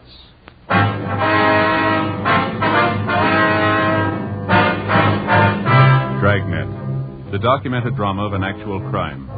For the next 30 minutes, in cooperation with the Los Angeles Police Department, you will travel step by step on the side of the law through an actual case transcribed from official police files. From beginning to end, from crime to punishment, Dragnet is the story of your police force in action.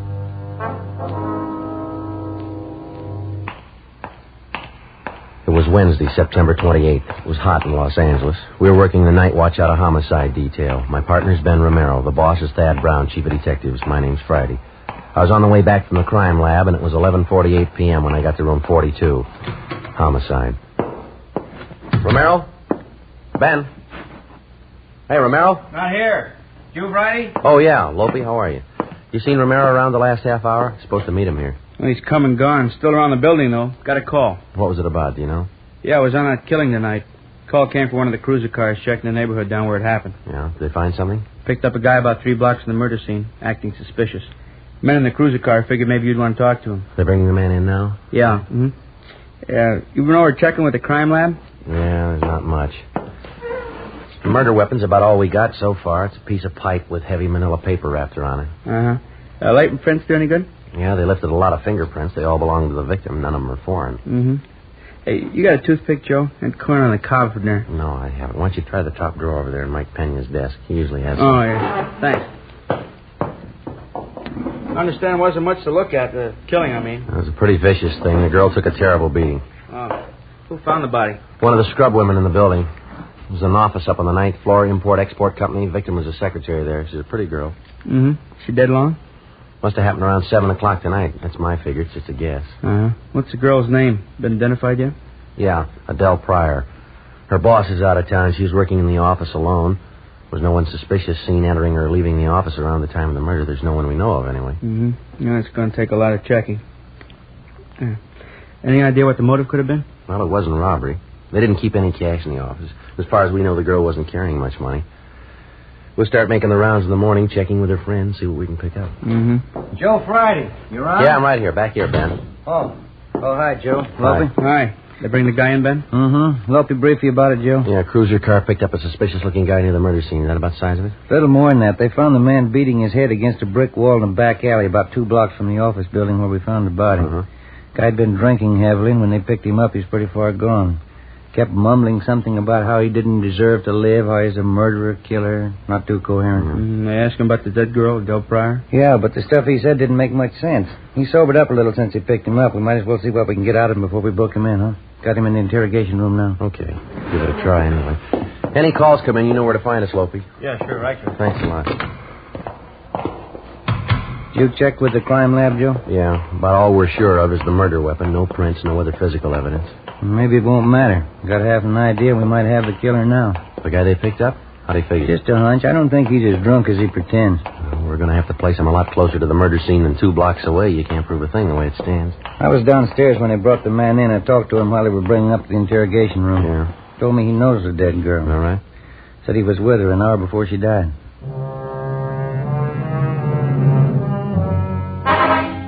Shortly before 8 o'clock that night, a scrub woman in a downtown office building near the intersection of 8th and South Grand Avenue entered an office on the 9th floor of the building to do her usual cleaning chores. Lying face down behind a desk in the small office, she found the body of 28-year-old Secretary Adele Pryor beaten to death. When we arrived at the scene, routine investigation began, but almost immediately we found ourselves down a blind alley. Repeated questioning of all persons in or about the office building failed to turn up anything in the way of leads. Thorough investigation of the murder scene by the crime lab crew met with the same kind of luck. They knew they had the murder weapon. That was all. The deputy coroner arrived and removed the body to the morgue for posting. At 10 o'clock that night, 3 hours after the approximate time of the Pryor girl's death, officers in a cruiser car patrolling the area found a drunken man butting his head against a cement wall and muttering incoherently about a murder.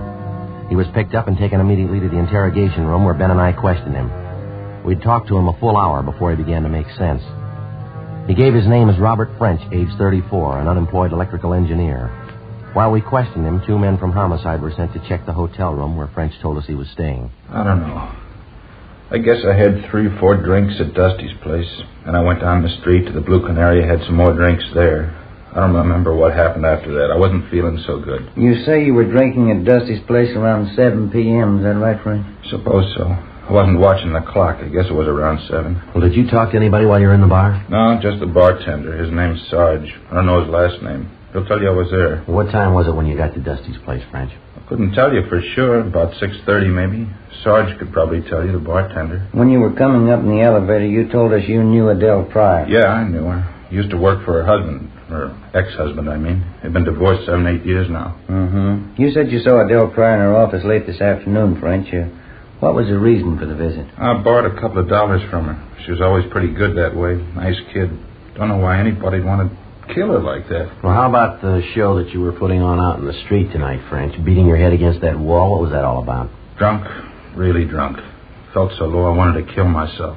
Just lay down and die. Well, how's that? You remorseful? Felt sorry for something you'd done? I don't know. I don't think of any special reason for it when I get that way. I just keep thinking I want to die. Mm-hmm. I haven't got the nerve for it, though. I know that. Like my old man always used to tell me, I haven't got the nerve to do anything right. Just wasn't born that way. I guess that's it. Do you use narcotics, French? No, I haven't even got the nerve for that. Booze, that's all. It's good enough for me. Say, you think we could go out for a cup of coffee? Maybe I could use it. We'll have some brought up, huh? Ben, do you mind going down the hall and check with Lopey? Ask him to have some coffee brought up, huh? Yeah, okay. And see if those 2 men have checked back in yet, will you? Right. Appreciate it, Sergeant. Sure gonna be mean when all this booze wears off. I'd like to ask you a little more about the Pryor girl, French. Just how well did you know her? Not too well. Guess I used to see her maybe once a month. Mm-hmm. Up there at her office? Yeah, that's right. She was a nice girl. Whenever I was broke, I could always depend on her for a couple of bucks. I liked her. She was a nice person. Did you ever go out with her? No, never did. No romance stuff.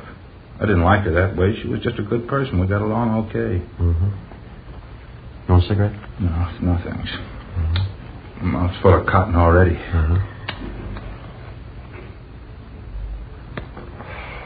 How about this business of Adele Pryor lending you money? She think quite a bit of you? Well, I did her a couple of favors once. When I was working for her husband, she was still married to him. She was going out with a guy she liked on the side. She was out with this guy once, and I saw them together. She asked me not to say anything, so I didn't. Before she got a divorce, I used to cover up for her all the time. She never forgot it, I guess.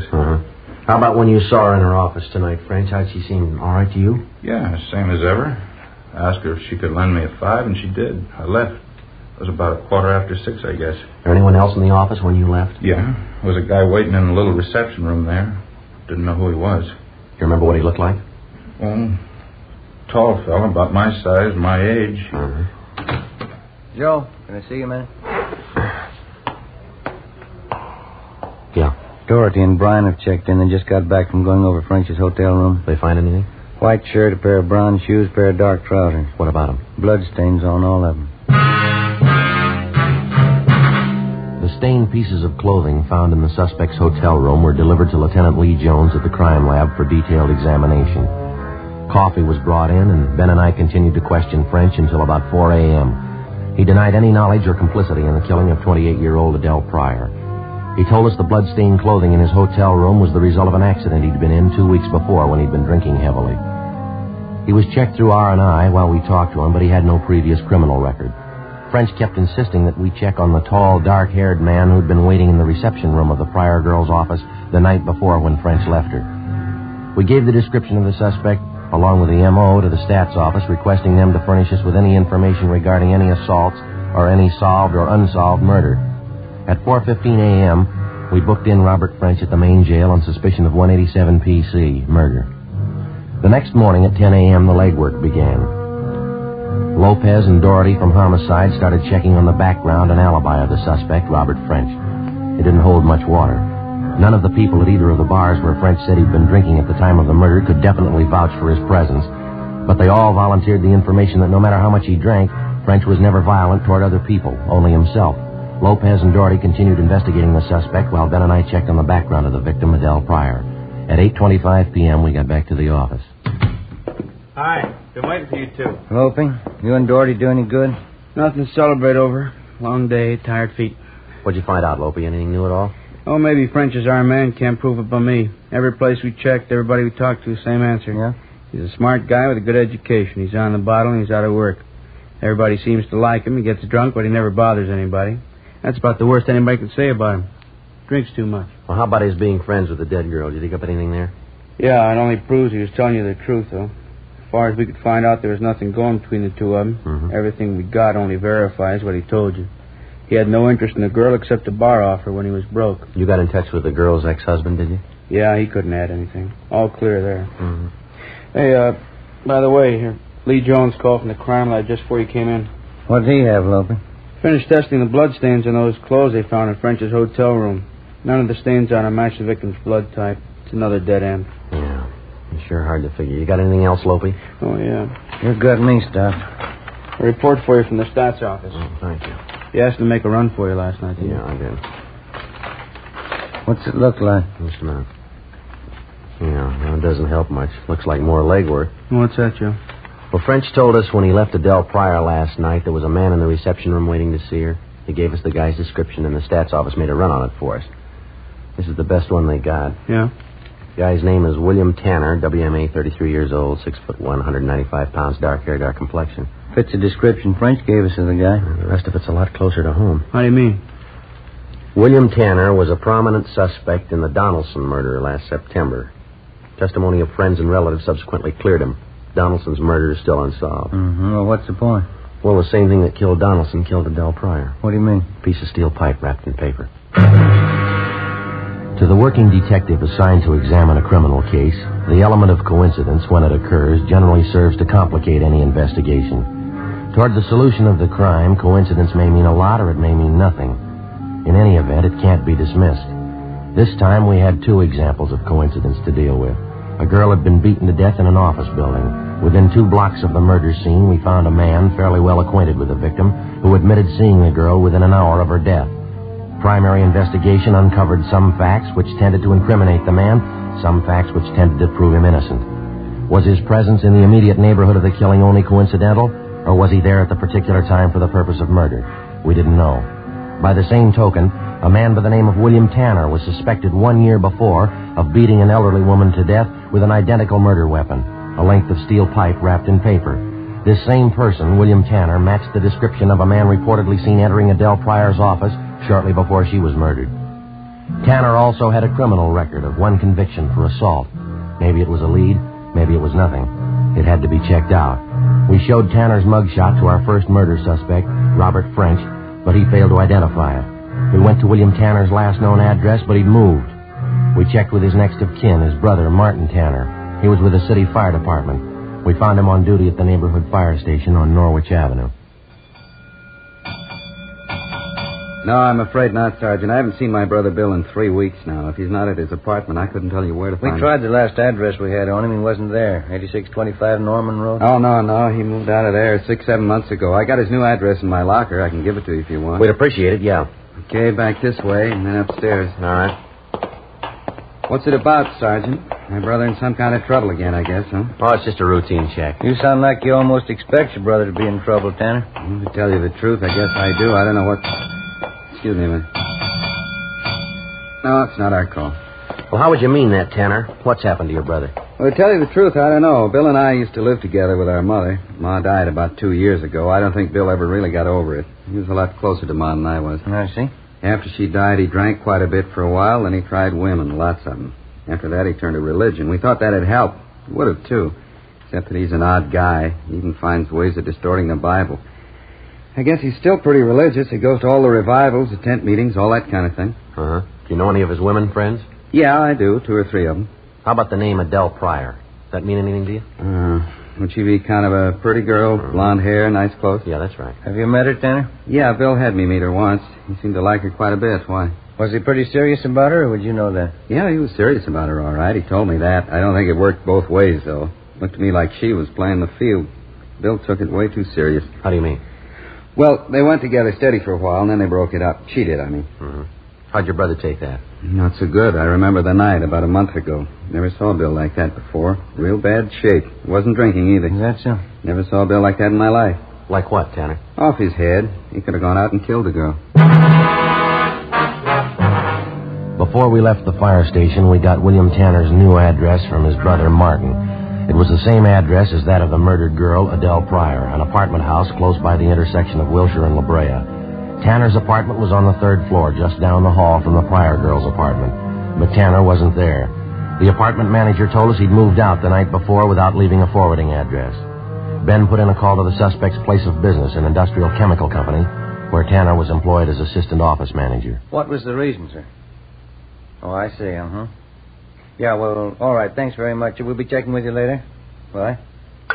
What'd they say? Tanner left yesterday, quit without giving any notice. Told him he had a better job lined up. Where? South America.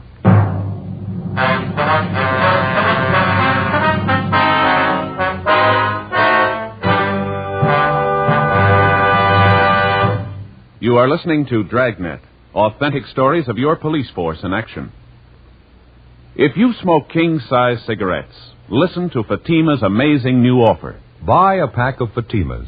Enjoy their extra mildness and superbly blended tobaccos. If you don't like Fatimas better than the king-size cigarette you're now smoking, return the pack with the unused Fatimas and we'll give you your money back, plus postage. We make this amazing offer because we believe Fatima is the best of all king-size cigarettes. Smokers all over the country are confirming this every day. Here is the latest state-by-state report. State 1, Fatima sales up 72%. 2, sales up 54%. 3, sales up 107%. 4, sales up 192%. And those are just a few. Remember, if you're not convinced Fatima is better than your present king-size cigarette, just return the pack with the unsmoked Fatimas before December 1st and get your money back plus postage. Fatima, Box 37, New York 1. Buy Fatimas. Best of all, king-size cigarettes.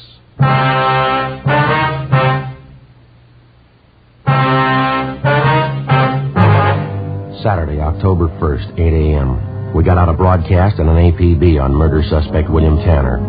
We checked with the local U.S. State Department office, but they had no record of granting a passport recently to a William Tanner to travel in a South American country.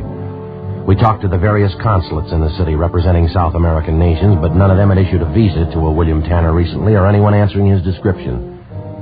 Together with Brian and Lopez from Homicide, Ben and I continued the search for the missing suspect. The deeper we checked into his background, the more we became convinced that mentally, Tanner was far from normal. Most of the people who knew the suspect told us the same story his brother had given us. In recent months, Tanner had taken strongly to religion. He attended revival meetings and similar religious exercises every night in the week. He talked nothing but repentance. He quoted the scriptures constantly. He adopted the habit of carrying a Bible with him wherever he went, reading from it aloud every chance he got. He kept urging his friends to join him in being saved. On Monday, October 3rd, we began a check of the various revival halls. On Wednesday, October 5th, we found him. He was attending a gospel revival in a meeting hall in the south end of the city. He told us he had a room in a small hotel directly above the meeting hall, but he seemed reluctant to take us up there. While Lopez and Brian got a pass key from the manager and went up to check the room, Ben and I questioned Tanner downstairs in the lobby of the meeting hall. I'm sorry to hear about Adele. What happened to her? It's a terrible thing, isn't it? Yes, sir. We understand you knew Adele Pryor fairly well, Mr. Tanner. Is that correct? Yes, that's correct. I liked her quite a bit at one time. We used to see a lot of each other. I was engaged to her, you know. Well, how is it you never married, Tanner? Did she break off the engagement? No, I was lucky. I found out in time. I broke off with her. Well, how do you mean you found out in time? What'd you find out? I found the truth, Sergeant, the everlasting word. But know this and understand that no unclean person or covetous one has any inheritance in the kingdom of Christ and God. For these have given themselves up in despair to sensuality, greedily practicing every kind of uncleanness. Do not then become partakers with them. That's the everlasting word, Sergeant, the Holy Book. Yes, sir. I'm not quite sure I follow you. Open your eyes and ears to the everlasting word, and you will know and understand all things. It's very simple, officer. I don't want to say anything uncharitable about her. Adele wasn't for me. I'm glad I found out in time, that's all. Mm-hmm. When's the last time you saw her, Tanner? Do you remember? No, I don't. Not exactly. I think I saw her a week or so before it happened, before they found her dead. Where was that you saw her? How's that? I say, where was it the last time you saw her? On the street. It was downtown somewhere. I passed her on the street. You used to live in the same apartment house she did, isn't that right? Just down the hall from her? Yes, sir, I did. Why? And for a full week, you didn't happen to see the Pryor girl around the apartment building at all? No, that's right. When I broke off with Adele, that was it. I had no reason to see her anymore. Well, it's not too clear, Tanner. It doesn't jibe with what we've been told about you and the Pryor girl. Well, the lies, of course. I suppose you know that. Adele was a beautiful girl, very beautiful. A lot of men she knew were jealous of her. Well, the way we understand it, Tanner, you never did break off with Miss Pryor. You were going around with her, and you were seen with her right up to the day of her death. Well, that's certainly a lie, and I can prove that. As soon as I found out about Adele, that was weeks before she was killed, as soon as I found out, that was the end. I broke off with her right away. I'd like to know what you're referring to, Tanner. You found out what? Adele, she was one of those. Huh? I'm sorry, she was. The sinner. I almost went out of my mind when I found out. She knew it was wrong. She must have known. It was right there in the book for anybody to read. Do not let sin reign in your mortal body so that you obey its lusts. Now, look, Tanner, what are you trying to tell us? It was terrible. She sinned all the time. She committed terrible sins. Will you come into this side room over here? I can tell you all about her. I'd just as soon not talk about it here. Sure, go ahead. In here. All right. Mm-hmm. Just one question before you get started, Tanner. Yes? Did you ever visit Adele Pryor at her place of business downtown at her office? No, I never did. Why? Did you visit Adele Pryor at her office the day she was killed? The Lord is my witness, Sergeant. I have nothing to fear. Why should you ask me that question? We have a report that you were seen going into the office less than an hour before the Pryor girl was murdered. I'd like to have you clarify that for us, if you would. Certainly. It's a lie. You're sure you weren't in that office with her just before she died? Well, let me tell you about her sins. There was never anything as evil as this, Sergeant. Is that right? Yes, it was a terrible shock. I liked Adele. I think I loved her. We'd been going out for 2 months. Sometimes I'd take her here so that she could learn about the everlasting word, so that she could know about the terrible sins some people commit. Oh, drinking and parties and carryings on. Things no one should do, especially girls like Adele. Beautiful girl. How can you be sure she was doing anything wrong, Tanner? Do you have any real proof of that? Everything, Sergeant, I knew. Just knowing that she was sinning against the Lord. Did you know any of the other men she went out with? They were sinful, I knew that. They only liked Adele because she was beautiful. Did you know any of the men, Tanner? Did you know for a fact that there was anything wrong? I knew everything, Sergeant. She was a beautiful girl, and I thought she was a woman of the Lord, and I wanted her for my wife. But she gave in to sin. Now, I guess that's her business, Tanner, how she lived. We're trying to find out how she died. Well, just let me tell you about it. I'd lie there in the dark in my room upstairs, and I'd wait to hear her come in down the hall. It was always late. 2 and 3 o'clock in the morning I'd hear her come in. You still haven't told us, Tanner. What about the men she went out with, this prior girl? Slaves of the devil, every one of them. I thought I'd go out of my mind. All right, now, come on. You want to tell us, mister, how about it? Is that what made you do it? No, wait a minute. You don't want to wait to listen. You say made me do it. Made me do what? I think you know what we mean, Tanner. You want to tell us now? It's a terrible thing. All this sin around us. It's a grave thing. The whole world. There is not one just man. There is none who understands. There is none who seeks after God. There is none who does good. No, not even one. Their throat is an open sepulchre. With their tongues they have dealt deceitfully. The venom of asps is beneath their lips. Their mouth is full of cursing and bitterness. Destruction and misery are in their ways, and the path of peace they have not known. There's no fear of God before their eyes. No fear of God. Yes, sir. We'd still like an answer to our question. Maybe we could talk a little better downtown. The wisdom and the knowledge is here and now. I knew Adele and her terrible sins. They had to be paid for. Adele had to pay for every one of them. You want to get to the point, mister. Now, what is it? What are you trying to tell us? The grace of our Lord Jesus Christ and the charity of God and the fellowship of the Holy Spirit be with you all. Amen. So she sinned and so she died. Yeah. In the name of God and in the name of our Lord. Amen. I killed her. William Harold Tanner was brought downtown immediately, where he volunteered a complete statement admitting full guilt for the murder of Adele Pryor. Blood-stained clothing found in his room corroborated his story. It was obvious that the man was mentally unbalanced. He gave us the details of how he murdered Adele Pryor because she spurned his attentions. We began questioning him about the Donaldson murder, which had taken place more than a year before and which was still unsolved. The victim, 64-year-old Louise Donaldson, had met death in the same manner as Adele Pryor. No, I didn't know the old lady, but she had money. I'd been told that. I was broke and I needed the cash, so I thought it'd be a good thing. This was in September, a year ago, that you murdered her. Yes, sir, September, all right. She was all alone. She didn't have anybody. She was sick. I probably did her a favor. Your package here says that you figured in the investigation on the plot to blow up the Rexmore Hotel about 3 years ago, homemade bomb planted in the basement of the hotel? Yes, that was mine, 3 years ago in September. You never could have traced it. Too bad the bomb didn't go off. I hated those hotel people. Is that right? What was the matter? I worked at that hotel once, you know. Worked hard, too. One Saturday, they held up my paycheck. I didn't get it till next Tuesday. Never forgot that. September. September. Now, what's that got to do with it? I don't know, really. September's always been the time, that's all. I work into some kind of trouble. Last 4 years, every September. I don't know what it is. Seems to be the best time to get rid of them. Yeah, September. It's always September. Mm-hmm. I didn't really want to kill Adele. There wasn't anything else I could do. She was a sinner. Yeah. Drinking, running around. She committed sins all the time. Worst kind of sins. Terrible. Let me tell you, maybe you better check the book, Tanner. You're way ahead of her. What do you mean? What kind of sin's worse than murder?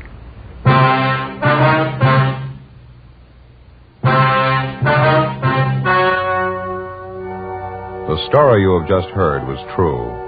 The names were changed to protect the innocent. On January 10th, trial was held in Superior Court, Department 87, City and County of Los Angeles, State of California. In a moment, the results of that trial. And now here is our star, Jack Webb. Thank you. Friends, I'd like to remind you once again of Fatima's new offer. Buy a pack of Fatimas. Enjoy their extra mildness. See if you don't like Fatimas better than the king-size cigarettes you're now smoking. If you don't, just return the pack with the unsmoked Fatimas and we'll see to it that you get your money back, plus postage. Fair enough? Remember, more and more smokers all over the country are switching to Fatima. I'm convinced you will, too, because I sincerely believe Fatima is the best of all king-size cigarettes. Buy Fatima.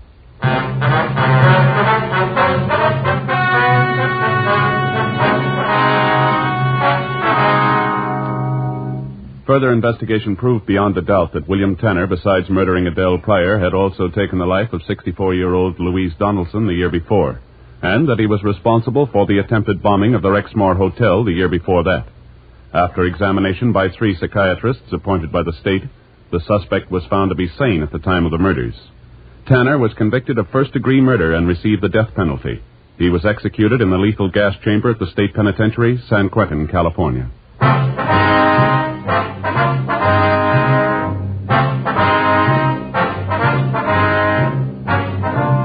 You have just heard Dragnet, a series of authentic cases from official files. Technical advice comes from the Office of Chief of Police W.H. Parker, Los Angeles Police Department.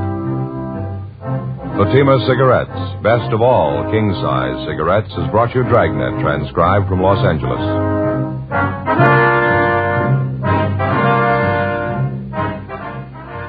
Stay tuned for Counter Spy, next on NBC.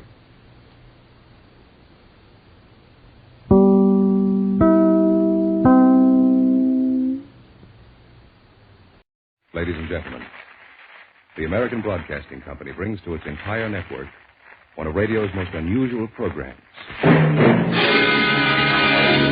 Pat Novak, for hire.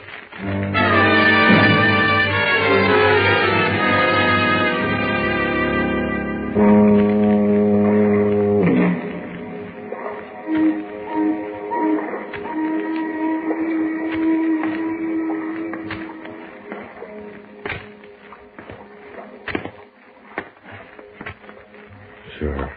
I'm Pat Novak, for hire.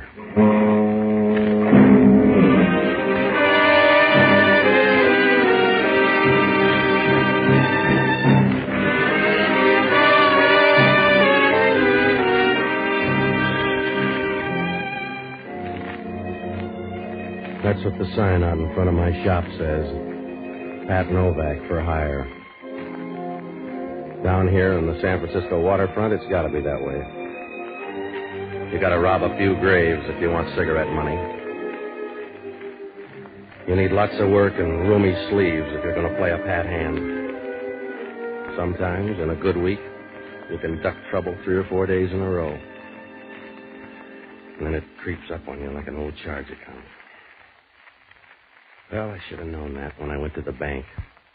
I was up to my knees in mud and didn't even know it was rainy season. It was Tuesday. I went by the bank to drop $100. It was about time, because they were beginning to play handball with my checks. Must have been about 11 o'clock when I got to the window. Hello, Mr. Novak. Isn't it a grand morning? If it's your choice, stay with it. Ah, yes. Deposit $100. Yes. Let me get your card. It's right here, I think. Yes. Here we are. All right. $100. Give me a duplicate, will you? Certainly. My, this isn't as big as the last deposit. Look, Bloomer girl, just mark the slip, huh? Oh, I'm sorry, Mr. Novak. I guess I'm not used to $1,000 deposits. Mm. What $1,000? Your Friday deposit. I wasn't in here Friday. Oh, you must have been. The card says you put in $1,000 on Friday. Give me that card. What did Santa look like? What? Who put the dough in? What'd the guy look like? Oh, didn't you? No. Look, we'll double back and try to hang on this time, will you? I wasn't in here Friday. I don't know anything about an extra grand. Now, what did the guy look like? I wasn't on duty Friday. Yeah. I'm not even sure about the fellow today. What fellow? There was a man in here to ask about the account. Did this good fairy have a name? No, just credentials. He was from the FBI. I see. Is there anything wrong, Mr. Novak? No, don't mind that complexion. I forgot my foundation cream.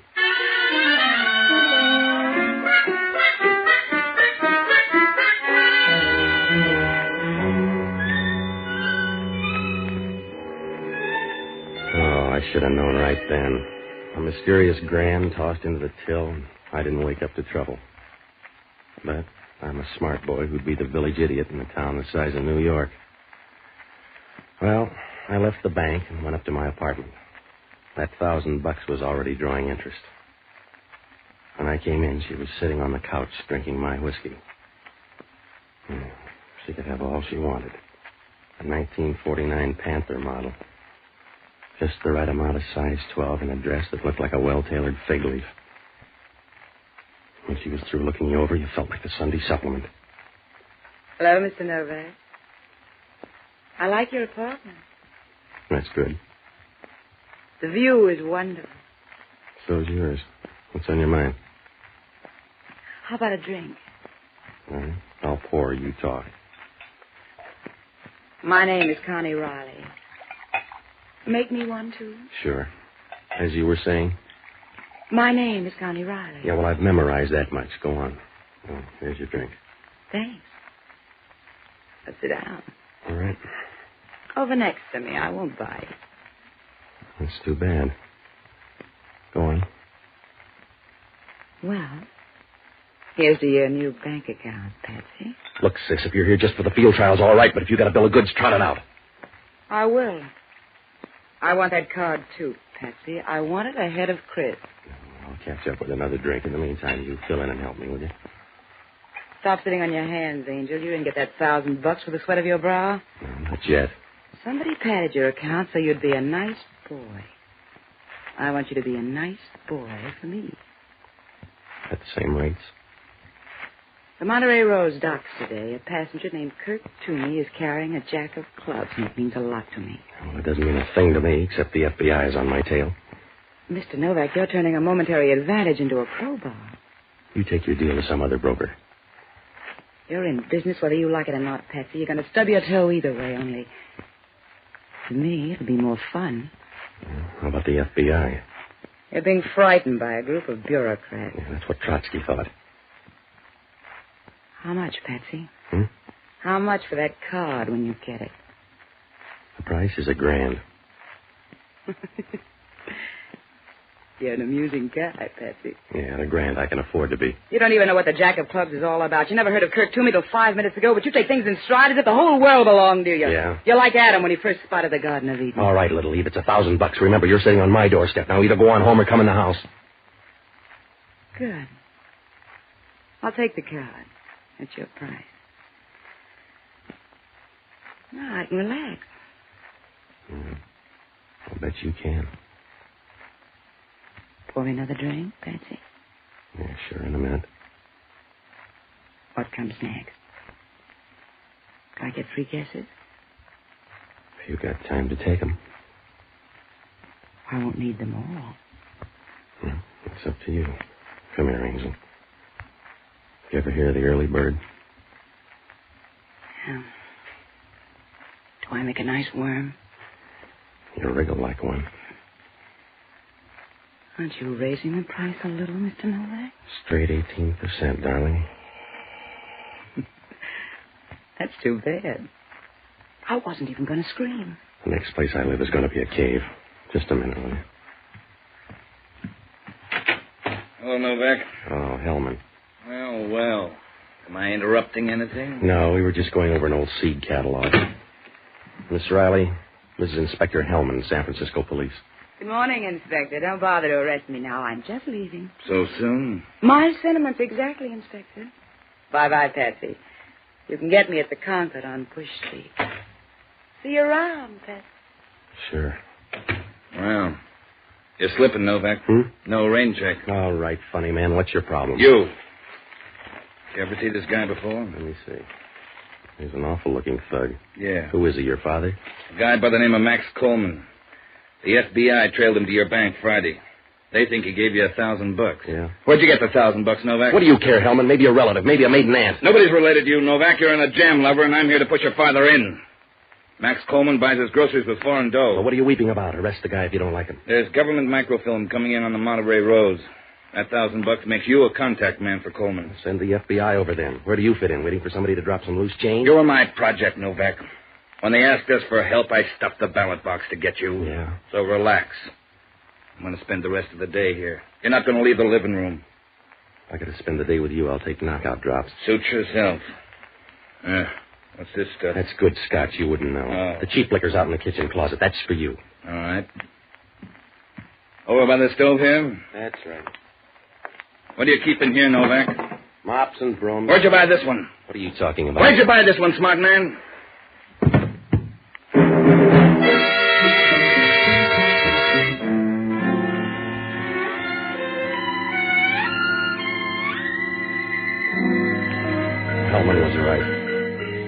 tell right away it wasn't a mop. When Hellman pushed him out, he rolled out onto the linoleum. A dapper little guy, except for a piece of cord around his throat, tied in a funny knot. He was deader than a broken drum. Somebody had pulled too hard on that piece of cord. The veins were standing out in his forehead, and his face looked like a road map lying there on the floor. He wasn't pretty. Hellman thought so, too. Who is he, Novak? Your father? I've never seen him in my closet before. Who is he, Novak? I don't know, Hellman. Finders keepers, you roll him. Give me a hand. There's nothing there. Where's his wallet? You'll get there by instinct. Yeah, here it is. His name is Kirk Toomey. Well, that helps. Who is he? The guy on the Monterey Rose? The one with the microfilm? I guess so. I thought you didn't know anything about it. How'd you know he came from the Monterey Rose? My dream book, Hellman. What happens now? Nothing. Except I'm on the case now, and you got trouble in a major key. You don't think I killed this guy? I don't know, did you? You better hop out and tail that girl. She was making herself at home when I got here. Yeah? How do I know you're not in it together? You don't, copper. Maybe she's Loeb and I'm Leopold. When you're through with her, you might hit the Monterey and start looking for a jack of clubs. Some more dream book, Novak? Everybody's looking for a jack of clubs, Hellman. It must be the end of the rainbow. That's where you're going to find that microfilm. In the meantime, you stay handy, Novak. I want to split you with the FBI. You don't think I'm going to take the rap for Junior here, do you? It says that in my book. Just relax until I'm ready to pick you up. I only have to find a couple of things. Well, that'll be a long time, Hellman. You can't find your hip pocket with radar. Yeah. I'll be around soon, Novak. Don't bother to pack your bags. You'll be traveling light.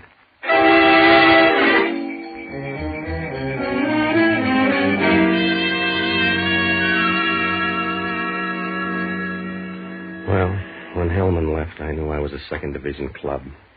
That phony plan in the bank, the tie-up with Max Coleman, and that stiff in the kitchen made me look real bad. I had to do something in a hurry because the way things stood, I had about as much chance as a lawn party in a monsoon. There were a lot of bases to tag, so I looked up Jocko Madigan, an ex-doctor who invented the hangover. What a good guy. I finally found him over in North Beach at a little joint called Lupo's. He was eating pizza with one hand and strangling a bottle of wine with the other. Hello, Patsy. Oh, Frank. A bottle of wine for Mr. Novak. No, I'm short on time, Jocko. That's where you're wrong, Patsy. People always say it, but it's a lie. Will you calm down a minute? You say you're short on time, but you have all the time there is. It's the one thing that keeps you from being a beggar. Yeah. There are only 24 hours in a day, and that gives you as much time as Napoleon or Alexander had. Will you shut up a minute and put on that wine? I'm celebrating, Patsy. I'm celebrating Mission Day. Mission Day's over. But I'm a native son. We celebrate longer. Now, look, I'm behind the 8 ball again. Isn't it getting kind of crowded back there? What's the matter? Somebody strangled the guy and put him in my broom closet. When did you find him? I didn't. Hellman did. There's a girl named Connie Riley. Looks good for the job. Why doesn't Hellman book her then? He's still picking up the pieces. The dead guy is Kurt Toomey. He was set to smuggle in some microfilm. It says here I'm contact. You got to help me, Jocko. You've got me confused with the travel agency. I want you to hop down to headquarters. Get all the dope you can on this guy Toomey. I'm going to look up Connie Riley. How did she get in the picture? What difference does it make? She's a wrestler I met this morning. Now get on to headquarters, will you? That's why I like you, Patsy. You're like a piece of blank verse. A bad piece of blank verse. All right, Jocko. I'm going to make like a strip of bacon if I don't get going. Now stay close to headquarters. If anything looks good, contact me at Connie Riley's here at this address. All right. How many times shall I knock, lover?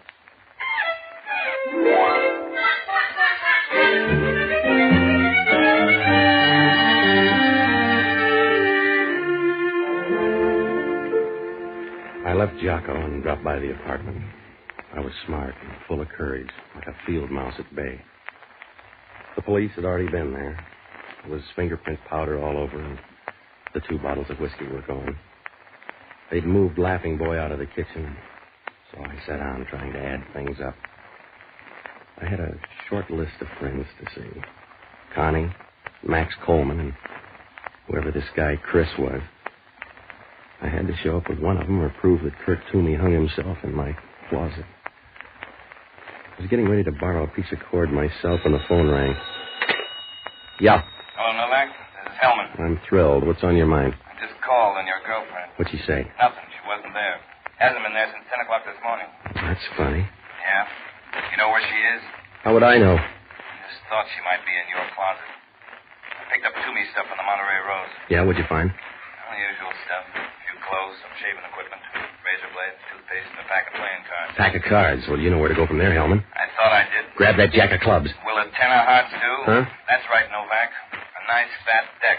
But the jack of clubs is missing. Oh, you're always too little too late, Hellman. I just thought I'd let you know, friend, in case you start a bridge game with 53 cards in the deck. Good night.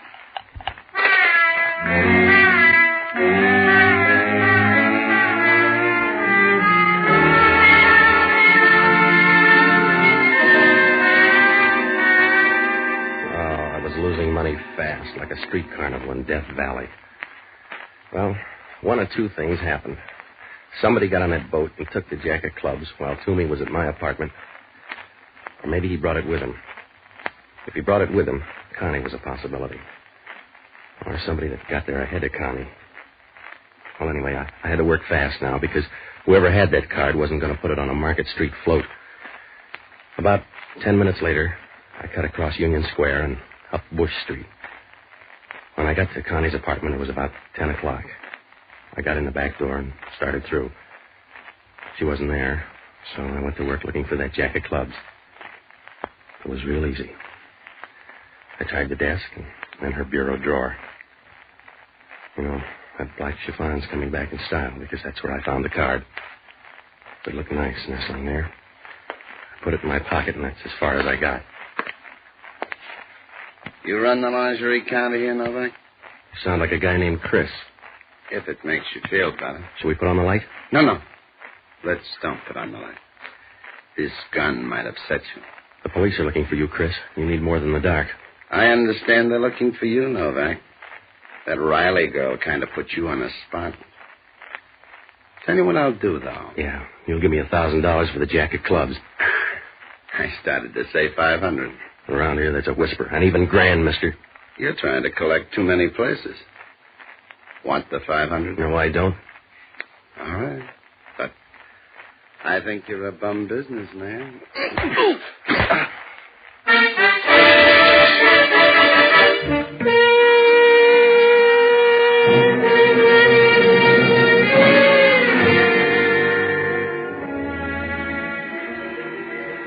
Jocko found me catnapping on Connie's bare rug. Must have been right after the sapping. When I woke up, Jocko was thumbing my head like a housewife with a bowl of margarine. I felt around and waited for him to put the floor in again. I reached in my pocket. The jack of clubs was gone. Then I started to talk. Jocko. Did you expect someone better? Help me up, will you? I've helped you get up so much I feel like one of the Wright brothers. I just lost round 3. Yeah, I saw him getting into the car. Did you get a number? Like Hellman has got yours. Here it is. Let me see. Anything break down at homicide? They got all the dope on Toomey. They had to piece it together. He had no fingerprint record, and they finally confirmed things with a set of false teeth. What does it prove? Nothing much, except you probably killed him. He was a foreign agent who picked up microfilm at Shanghai. Your girlfriend is pretty. Did they find her? Yeah. Dead? No, Patsy, you've got to stop thinking of people as being dead all the time. It's demoralizing. What'd she say? She denied knowing anything about Toomey. Jocko, I'm sure she killed that guy up in my apartment. I'd stake my life on it. Expertly put, Patsy. I think Hellman believes her. After all, she's the only lead. What about Max Coleman, the guy that rigged my bank account? Are they letting him die on the vine? I was getting to that. Your friend Max Coleman has disappeared. I thought he was being tailed. The kite got away. Here, use my aspirin.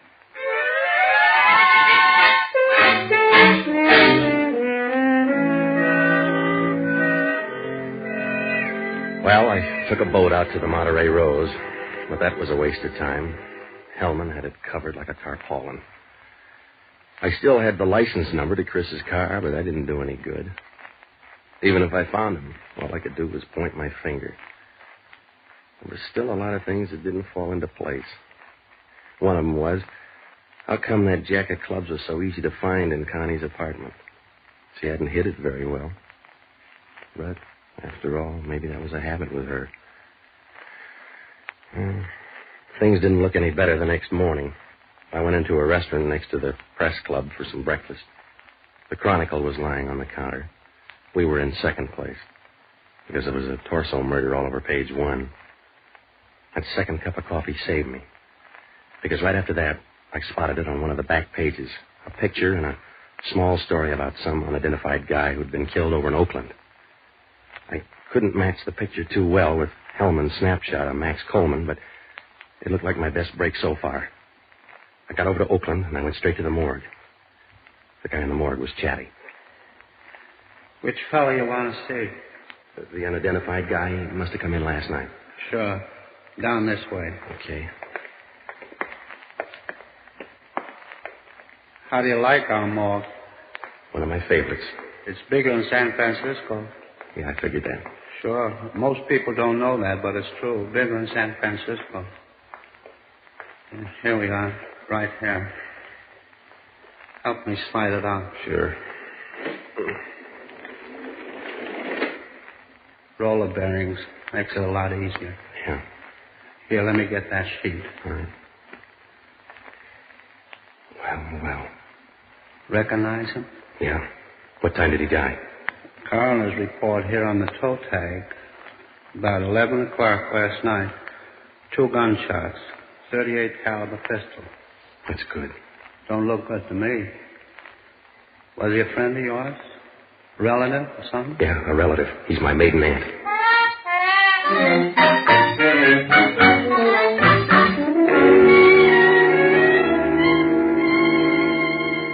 It was Max Coleman, all right, but that was only half the problem. I had some of the answers, but not enough. It's like trying to weave a rug with a spinning wheel and a bucket of sand.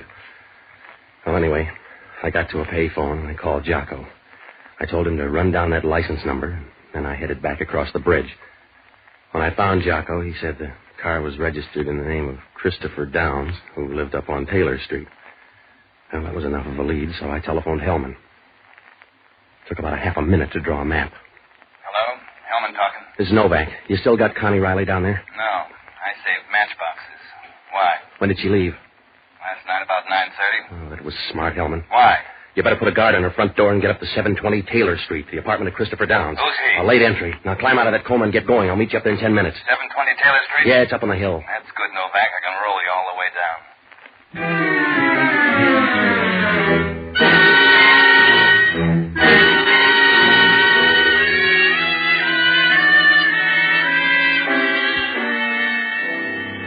When Jocko and I got up to Downs' apartment, there was nobody home.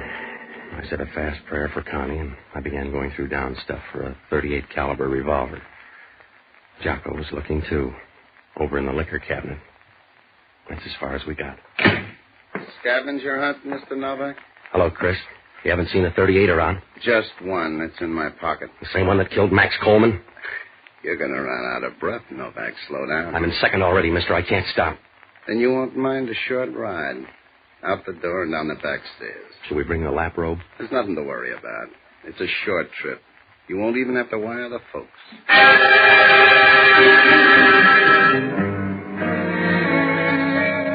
We went down the back way and into the garage next door. We started for a big car in the corner. All right. Get in. Out the airport road, Joe. Sure. Now relax, Novak.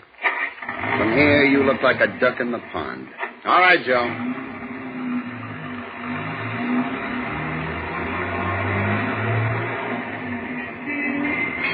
Watch out, Joe. Joe! Watch out, there's another car coming in. You're right, Chris. It was a short ride. You all right, Novak? Stop acting like the mother hen, Hellman. Take this guy's gun. All right, mister, get out. Who is he? Christopher Downs. He killed Max Coleman last night. Does he convince you, mister? Not entirely. Well, that .38 will. The Oakland police have 2 slugs that fit that gun. You need more? No. I'm afraid you've got all the trumps, Novak. All right, let's go, you. Let's see you earn it, copper. Stop him, Novak! He ain't going far.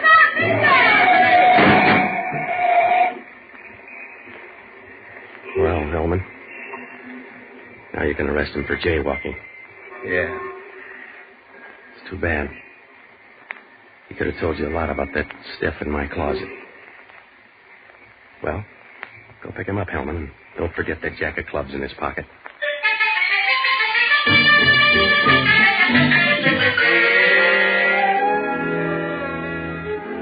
Well, it worked out all right. I left Hellman, dropped by headquarters to leave a note, and I went home to my apartment. Connie was there. The whiskey was out again. Oh, she looked real good sitting there in a white crepe dress. It was one of those tight-fitting babies that make a bathing suit look like a toga.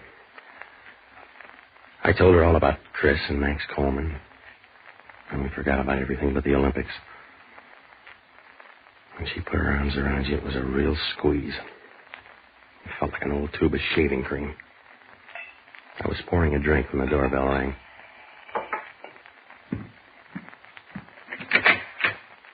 Hello, Hellman. You ready, Novak? Sure. Well, don't stand there gaping. Arrest her for murder. Wait a minute. Slow down, Patsy. Sorry, chum. It's you or me. Now, be a nice boy. I am. That's why you go to Hellman. Come on, lady. You dig up an answer for that guy that you left in my closet? I didn't leave any guy in your closet. You'll have to say it louder, baby. They found the store you bought the cord. That cord came out of your kitchen. You're a big mouth, Connie. Yeah. You can put that in boldface. How did you know? You're the only one that could have taken that jack of clubs here in the apartment. That and one other thing. Yeah? That knot in the cord was a funny knot. You got an elastic garter there. It's too big, so you tied a knot in it. The same funny knot that choked Kirk Toomey. You're a funny guy, Novak. Yeah? You're nice. But you're hard to handle. I should have killed you and married you.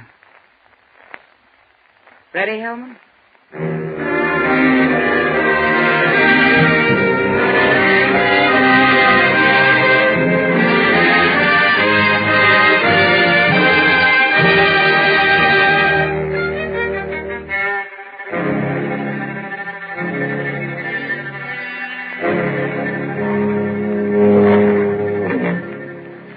Well, that jack of clubs was a phony right from the start. Somebody told Kirk Toomey to deal with me. When he came to my apartment, Connie was waiting. She got jumpy and killed him. I got there too soon, so she had to stall me off. When she got home, she found out that the jack of clubs was a phony. She left it in plain sight, and Chris gobbled up the bait. When he discovered there was no microfilm, he went gunning for Max Coleman. Max was an innocent thief lying low, waiting to buy it from me. So, all three of them were after a phony card. I began to suspect it was phony because everybody hung around. If it was the McCoy, Connie would have cleared out. Same for Chris. The microfilm? Well, it was in Hellman's desk, but he didn't know it. Jocko finally tumbled. The report said that Kirk Toomey had false teeth. And when Hellman picked up his stuff on the ship, it was a tube of toothpaste. You don't clean false teeth with toothpaste. Word must have gotten around that the microfilm was inside that jack of clubs, so Kirk crossed them up and put it in the tube of toothpaste. Well, that's all except they canceled my $1,000 deposit. Hellman said it was lucky I noticed her garter. Lucky? Well, she had to straighten her seams, didn't she?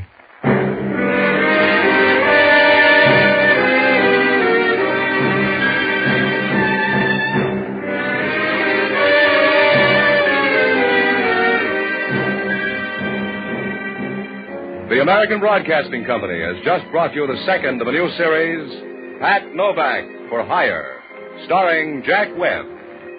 Jocko Madigan is played by Tudor Owen. Inspector Hellman is played by Raymond Burr. Music was composed and conducted by Radio and Television Life Award winner Basil Adlam. In our cast were Betty Lou Gerson, Victor Perrin, Ted DeCorsia, and Herb Butterfield. Today, we're happy to welcome a new member of the ABC family, as station KARM in Fresno, California, joins our network. And now, this is George Fenneman reminding you to be with us again next week, when over most of these same ABC stations, we'll bring you Pat Novak, or Higher. This program came to you from Hollywood.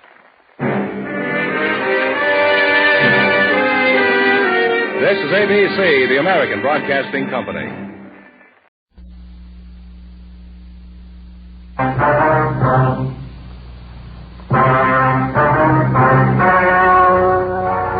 The story you're about to hear is true.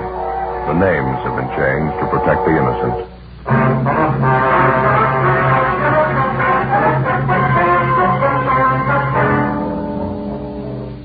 You're a detective sergeant. You're assigned to auto theft detail. A gang of criminals masquerading as legitimate auto dealers start to work in your city. Innocent people are cheated out of thousands of dollars. The thieves are clever. They work a foolproof formula. Your job? Stop them.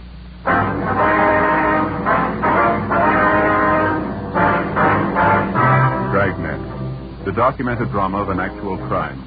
For the next 30 minutes, in cooperation with the Los Angeles Police Department, you will travel step by step on the side of the law through an actual case transcribed from official police files. From beginning to end, from crime to punishment, Dragnet is the story of your police force in action.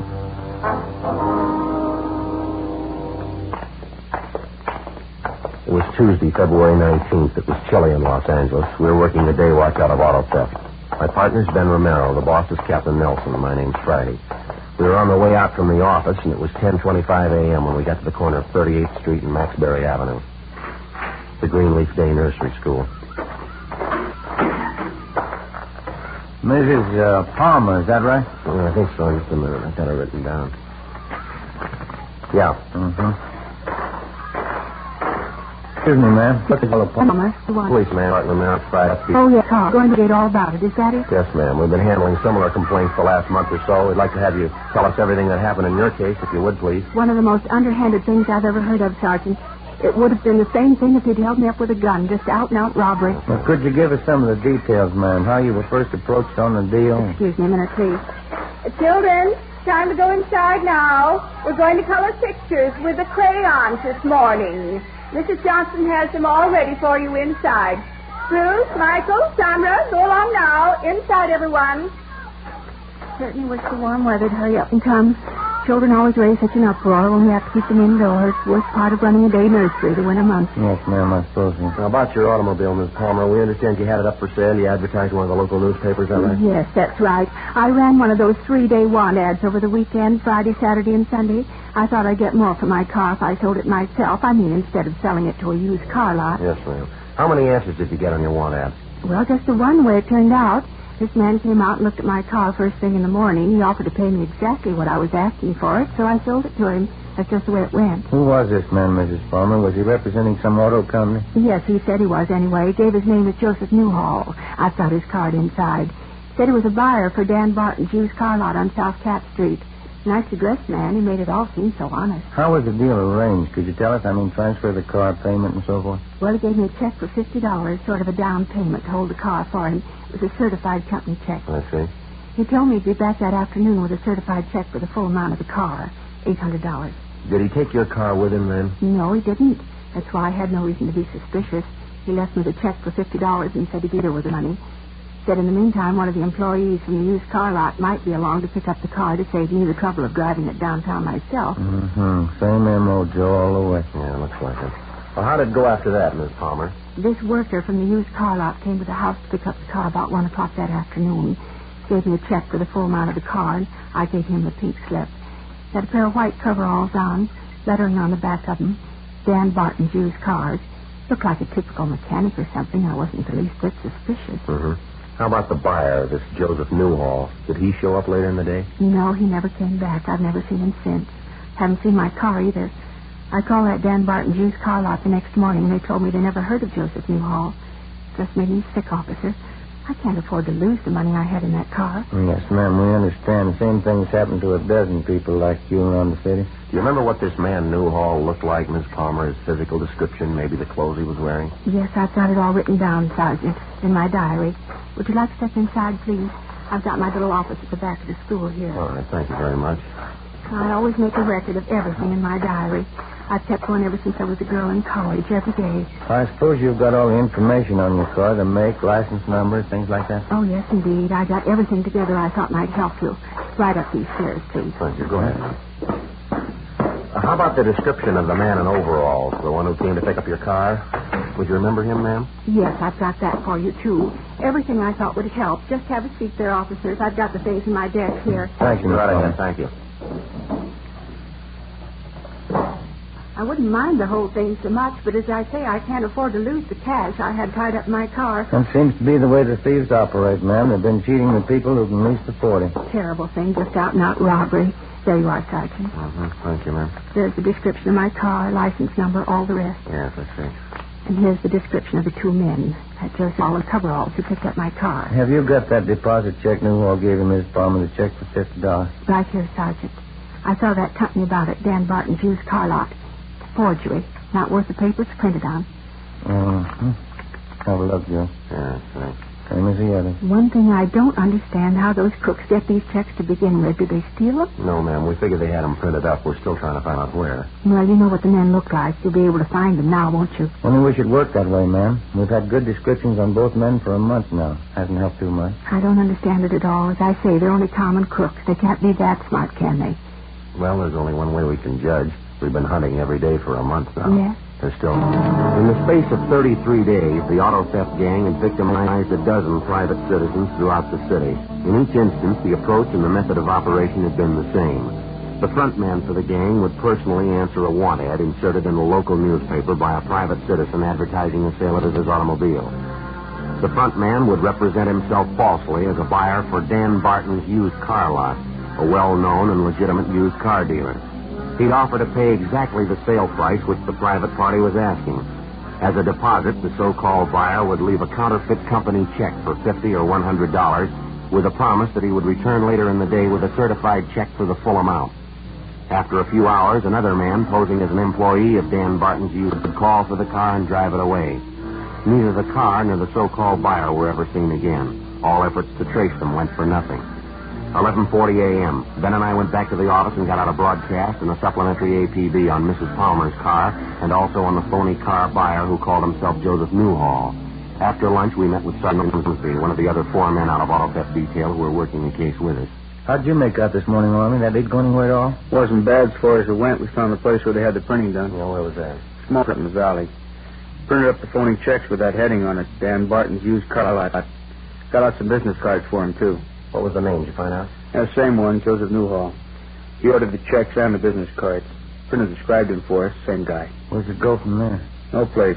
The printer told us Newhall had a car. He couldn't give us a license number. Couldn't even remember the make or the body style. Thought it was a late model car, that's about all. Well, that's not much help.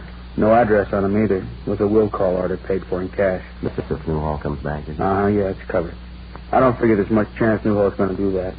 He ordered enough checks printed up the first time last him a year. Well, I guess that's one lead we can forget. Now, how about that special run the stats office made for us yesterday? Anything come out of that? No, nothing. All the possibles on the list were checked out, all of them clear. Nothing from Barton's used car lot either. Everybody on their staff's been checked out, all their ex-employees, too. No sign any one of them might have had a hand in it. Yeah. Oh, either of you seen the captain since this morning? No, why? Well, that idea we were talking over at the last meeting, he figures we'll go ahead with it this weekend. How's he figure on working, Army? Personal contact? Yeah, that's right. Most of the private parties who want to sell their cars themselves use that want ad deal over the weekend. They get a special ready Saturday and Sunday. I know. Thursday night's the deadline for having the ads in if they're going to run the full weekend. And that's when we start working on it. We get in touch with every private party who's filed a want ad for the weekend advertising the sale of their car, huh? Yeah, we'll contact them by phone, every one of them. We advise them that if anybody representing themselves as a buyer for Dan Barton's used car lot answers their want ad, they're to get in touch with us right away. If they can't stall the man long enough, we tell them to accept the information on the man the car is driving. Well, it ought to work out. If we can get any kind of cooperation, it's going to be a big job. We'll have to cover all the want ads and all the papers. We've got a good description of that phony buyer, Joseph Newhall. If they planted a want ad in one of the papers, maybe he's the one of the gang who brought the ad in. Possible one of the ad takers might remember him. Might be worth checking anyway. Well, could be. They might have phoned in the ad, too. That wouldn't help much. Might as well it's not foolproof, but it's a different approach. It's a plan anyway. We've tried everything else we can think of to reach the thieves. I get it. Auto theft, Friday coming. Yes, sir. Mm-hmm. When was that? I see. Yeah, mm-hmm. Yes, as soon as we can. Thank you, sir. Well, maybe we won't have to wait for the weekend. What do you mean? A man out in Echo Park. He runs a candy store out there. He advertised his car for sale in this morning's paper. Said the first one to answer it was a buyer from Dan Barton's used car lot. Gave his name as Joseph Newhall. Looks like the same M.O. Mm-hmm. Then make a deal? Well, the candy store owner wouldn't go for the deposit check. He wanted the full amount. Said the deal didn't sound right to him. How does it stand now? Well, Newhall said he'd come back with a check for the full sale price. When? 8 o'clock tonight. 2:20 p.m. We drove out and questioned the candy store owner further. His description of Newhall tallied with the others, but again, the potential victim had failed to get any kind of a description of the car Newhall was driving or the license number. Ben and I staked out at the house. 8 p.m. came and went. The suspect failed to show. By midnight, there was still no sign of him. Well, the way it shaped up, Newhall apparently had a policy of making a deal at first contact or forgetting about it. He probably figured that if a person was at all suspicious, the interval would give him time to check, and Newhall wasn't giving away any odds. All day Wednesday, the stakeout went on. No sign of the suspect. On Thursday night, the local newspapers gave us lists of names and phone numbers of all private parties who had ordered want ads for the coming weekend to advertise the sale of an automobile. We divided up the names, and 6 of us took turns on the phones and started calling each party. We warned them about the car theft ring and advised them of what steps to take in the event Joseph Newhall or one of the other gang members approached them with a proposition to buy their car. One of the private parties we contacted was a Mr. Roy Harmon. Ben got on one and got in the thing we'd prepared. Sergeant Ormsby used the other extension and called another party running an ad. Sergeant Ormsby, Los Angeles Police Department Auto. How's that, sir? Yes, and one of the gang usually goes under the name of Joseph Newhall. Contacted it all. All that. Stand on. Right, thank you, sir. What was that all about? A man by the name of Harmon runs a cocktail lounge out on South Cole. He took in a check over the bar last night, company check from Dan Barton's used car lot. Says it was signed Joseph Newhall. Well, he ought to remember who passed it. He does. I got it right here. A man by the name of Frank Curtis. He's a regular customer at the bar. Harmon says this Curtis came in the place last night with a man in a dark suit, and the man seemed to be a friend of Curtis's. Yeah. Well, I asked him what the friend looked like, and he described him. It was Newhall. Mm-hmm. What about that check business? Harmon says he was standing bar at the time. Told me this Frank Curtis and Newhall had quite a few drinks together, and they ran out of money. Newhall wanted to cash a check, but Harmon said no, he didn't know him. Mm-hmm. Well, this Frank Curtis is a regular customer at the bar, and he offered to endorse the check for Newhall. So Harmon said okay, and he cashed it. Yeah. How well does Harmon know this customer is, this Curtis? Pretty well. Lives across the street from me. We checked Frank Curtis through R&I, but he had no previous criminal record. We left the rest of the list for the other men, and Ben and I drove out and talked to Roy Harmon, the owner of the cocktail lounge where the suspect Joseph Newhall had cashed a check with the help of his friend, Frank Curtis. Harmon told the same story he'd given Ben over the phone. Curtis was a long-time neighbor of his and a steady customer at his cocktail lounge. As for Newhall, he'd never set eyes on him until the night before. Harmon gave us the home address of Frank Curtis, and we checked it out. Mrs. Curtis answered the door and told us that her husband Frank was working the newly inaugurated night shift at an aircraft plant in the south end of the city. Ben and I drove down to the plant, and after checking with the personnel office, we finally located Curtis at his work. He was an assistant foreman in one of the aircraft assembly shops. The truth, Sergeant Romero. The last time I saw Newhall before the years ago. We used to work at a work plant together. What's the matter anyways? You done something? We understand you endorsed a check to Newhall for $50. You know him that well? I mean, if you'd endorsed checks for him? Well, maybe I shouldn't have. Wife's always telling me I ought to be more careful who I'm signing checks for. Well, what happened anyway? Wasn't the check any good? Do you have any idea where we could find this friend of yours, this Newhall? Well, I don't know. During the war, he and his wife lived in this housing project off North Main. I know they moved from that place, though. Yeah. As a matter of fact, old Joe didn't tell me where he was living. I gave him my address, told him to drop over for a beer sometime. Don't remember getting his address, though. Couldn't tell me what this is about, huh? Just a routine check. We'd like to locate Newhall, that's all. Got a few questions we'd like to ask him. Excuse me, we better watch it here, Sergeant. Yeah. Men coming through with that jig there. Okay, fellas, straight on through, all clear. Ready for a fin assembly, down to 3. We're getting busy again, all right. Seems like the old swing shift days all over again. War years. Yeah, you mentioned a minute ago that Newhall is married, Miss Scurry. Yeah, that's right. What about his wife? Can you tell us anything at all about her? Betty? No, I don't think so. Her and Joe seem to get along all right. Got along pretty well, matter of fact. Nice girl, Betty. I never minded her much. The Newhalls have any children? You know that? No kids. Both of them work, her and Joe. Uh-huh. Would you know if Newhall's wife is still working? I don't know. Probably is. But yeah, matter of fact, she is. Joe happened to mention it the other night when we were talking. Just happened to think of it. Well, go ahead. Well, I remember I asked about Betty, and he said she was still working. Same old place, same old job, that's all. Where is this place she works, do you know? Yeah, City Hall. We continued questioning Frank Curtis, and he told us that to the best of his knowledge, the suspect's wife, Betty Newhall, had a civil service rating and that she'd worked as a file clerk in the record room of one of the bureaus in the municipal. The next morning, Ben and I got in touch with the civil service officials at the City Hall, and they got out a tracer on the wife of the suspect. 11:20 a.m. I got it. Auto theft Friday. Yes, sir. How's that? I didn't hear it. When? Yeah, I see. Yes, sir. Right. We'll check with you in about an hour. Bye. I don't know why we always have to do it the hard way. Why? What was it? The call back on Newhall's wife. Most of it checks out just the way Curtis told it. What's the rub? Betty Newhall quit her job a month ago. Hasn't been around, hasn't been seen since. Civil service can't even contact her. What's the deal? She moved. No forwarding address, not a trace of her.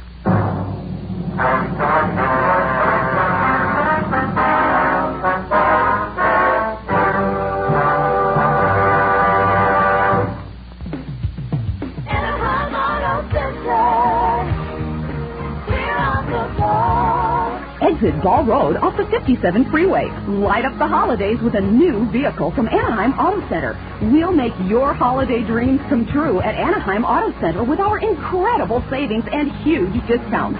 Need some extra money for the holidays? Come to Anaheim Auto Center today and save thousands. We have a great selection of new vehicles and unbeatable service. Light up your holiday season today at Anaheim Auto Center. We want you to be completely satisfied. The holidays are the perfect time to buy a new vehicle. Why go anywhere else? We have it all at one convenient location near the Anaheim Pond. So light up your holiday season with a great new car or truck from Anaheim Auto Center. Anaheim Auto Center, we're on the ball. Exit Ball Road off the 57 freeway. KNX 1070 News Radio.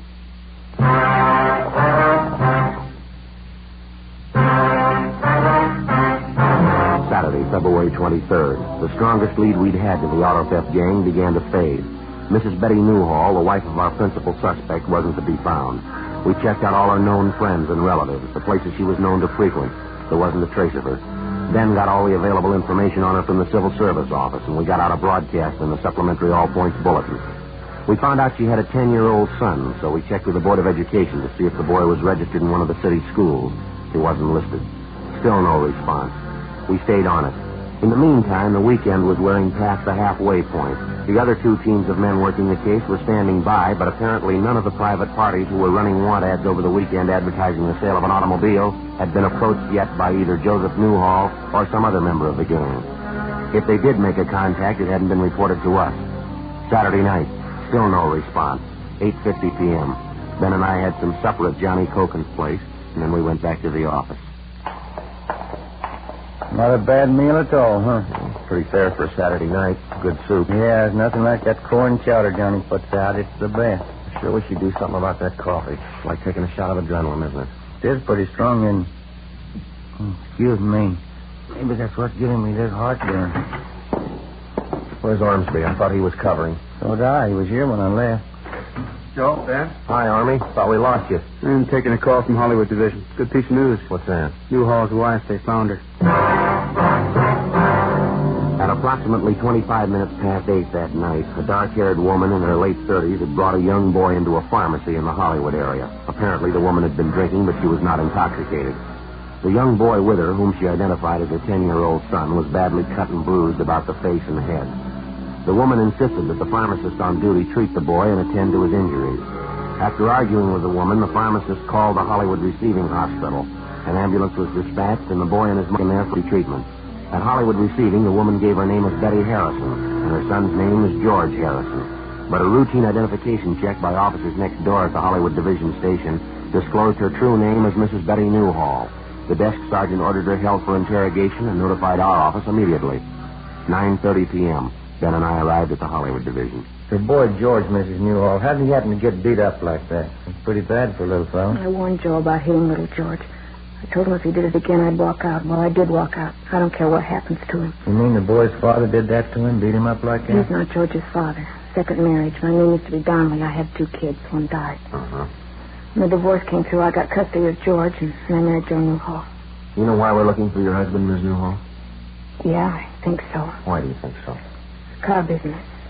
I knew what he was doing. Do you have any idea at all where we can find your husband? I'm not sure. He might be a lot of places. Just can't get over what he did to George. No reason at all. Kid came home and asked if he could go to the show. Husband got up and slapped him. Been drinking quite a bit. He hit the kid with his closed fist, kept hitting him. A grown man slugging a 10-year-old kid like that. I don't care about any man where George is concerned. Nobody's going to treat a kid of mine like that. You said you knew about your husband's dealing in the car business, Mrs. Newhall. How much do you know about it? I didn't have any part of it, I can tell you that much. It was his idea from the beginning, my husband's. Got the men together to work the racket. He made all the plans. He gave all the orders. How is it you quit your job at the City Hall in such a hurry? My husband's idea, I guess. He thought if anything happened, he didn't want to be traced that easy. Then he had to go and get drunk that night, cash that check. He always did stupid things like that. Mm-hmm. How about the gang your husband has working with him, Ms. Newhall? Can you tell us anything about them? Yes, I can. 3 fellows working with him I know of. Deadman and Curly Reese and Jack Whitmore. Maybe there's someone else besides them, but I don't know of. You know where these men live, ma'am? Where we can find them? I think I do, yeah. I got the addresses at home. By this time, they're probably all met. You know the places they were supposed to be staying. Yeah, I got the addresses at home. How about the cars they got on this deal they were working? What are they doing with them? Do you know that? I don't know for sure. They were moving them east, I think, selling them back there. Yes, ma'am. I used to always get the deep marriage, the jealousy hamper, the deeper. No. Even they didn't like kids. They didn't want to have a home. Why'd they have to be that way? Well, I'd like to ask you something, if I could. Yeah. Why'd you marry him? 10:43 p.m. We stopped at the Newhall apartment on the way back to the City Hall, called the office, and arranged for a stakeout. The wife of the suspect, Betty Newhall, gave us the names and addresses of the people she knew to be working with her husband, Joseph Newhall, in the auto theft gang. She had no information to offer on the cars they might be driving.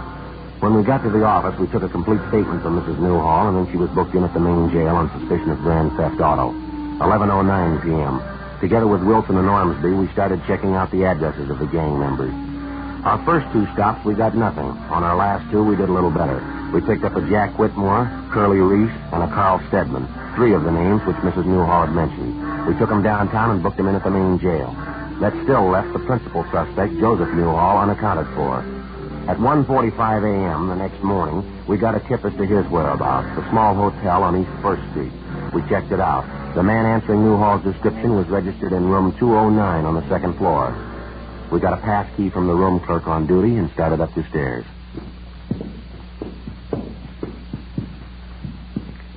209. Down this way, Joe. All right. 7. Here we are. Mm-hmm. See if we can get a rise, huh? Yeah. Yeah, who is it?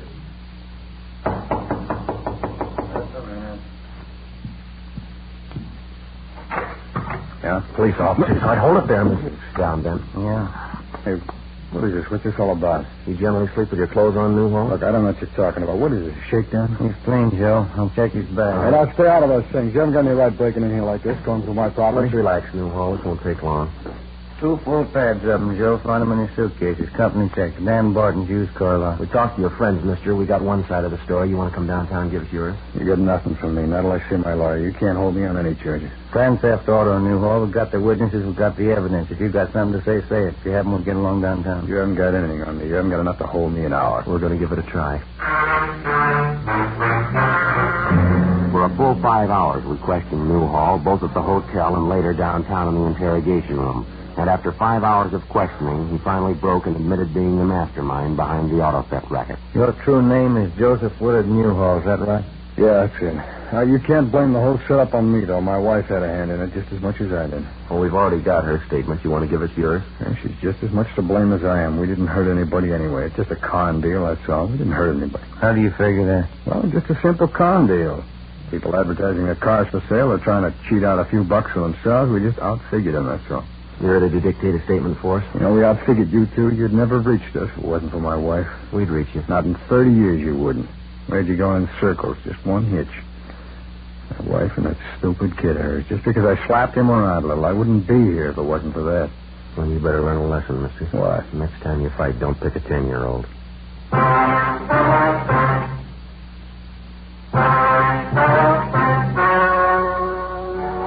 The story you have just heard was true. The names were changed to protect the innocent. On May 29th, trial was held in Superior Court, Department 87, City and County of Los Angeles, State of California. In a moment, the results of that trial.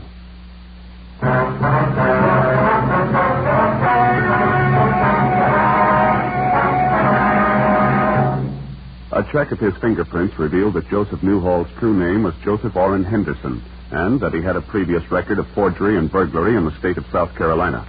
Henderson, alias Newhall, was tried and convicted along with his associates in the auto theft gang on 8 counts of grand theft and forgery of a fictitious check. They received sentences as prescribed by law. Grand theft is punishable by imprisonment for not less than 1 or more than 10 years. Forgery of a fictitious check is punishable by imprisonment in the county jail for not more than 1 year or in the state penitentiary for not more than 14 years. The wife, Betty Newhall, was convicted as an accomplice and was sentenced to serve 1 year in the county jail. Ladies and gentlemen, our security and the peace of the world are in danger while hundreds of millions behind the Iron Curtain are victims of vicious lies about the United States and other free nations. Join the crusade for freedom through your local crusade committee or by writing to General Clay, Empire State Building, New York City. Make a contribution to its work. Help truth fight communism. Join the crusade for freedom.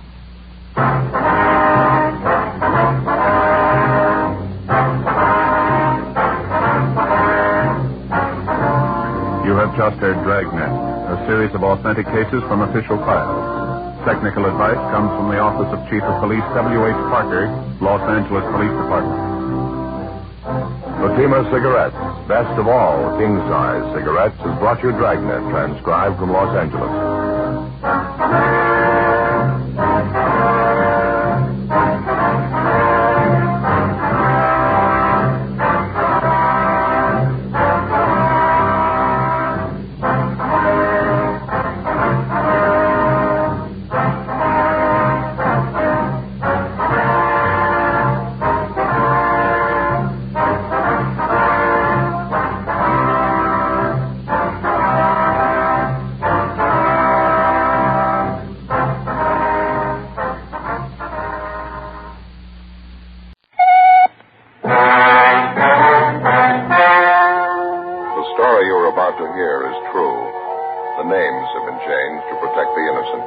Fatima Cigarettes, best of all king-size cigarettes, brings you Dragnet.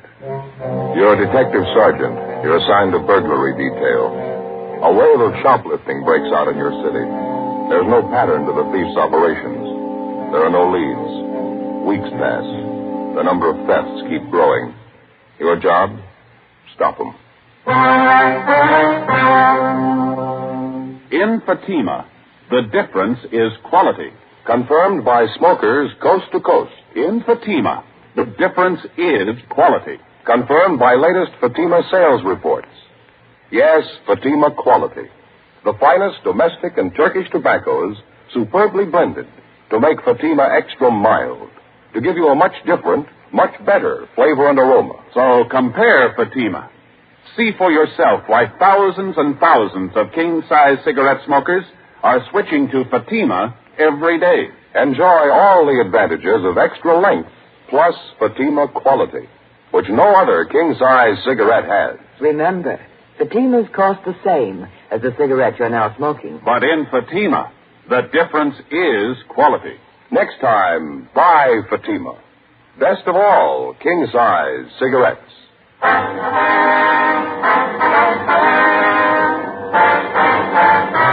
Dragnet, the documented drama of an actual crime.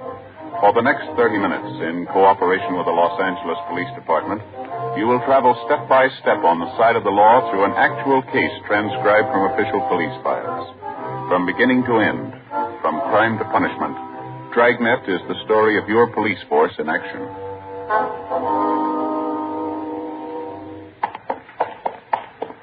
It was Tuesday, August 22nd. It was hot in Los Angeles. We were working the day watch out of burglary detail. My partner's Ben Romero. The boss is Captain Wisdom. My name's Friday. It was 2:18 p.m. when we got to Anthony's store for women, the general manager's office. Mr. Addy? Come right in. Thank you. Thank you. My name's Romero, sir. I talked to you on the phone. This is my partner, Sergeant Friday. How do you do? Elliot? How are you? Certainly glad to see him. Let me get another chair here. Thank you very much. I haven't had time for my after-lunch cigarette yet. Care to join me? No, thank you, sir. I got a light for you. Oh, yeah, thanks. Well, I guess you know what the problem is. No need for me to go all the way back and start from the beginning. I didn't get it quite clear on the phone, Mr. Elliott. When did this last thing come in? Well, the way we have figured out, it must have happened around closing time yesterday, between 5:30, we figured. The store was pretty crowded at that time, was it? Yeah, it's pretty busy. They had a special pre-winter showing in the fur department. No one noticed it was gone until after we'd closed up. Mm-hmm. Can you give us a description of the piece of merchandise, Mr. Elliott? Yes, yeah. You got it right here. Complete description, you see.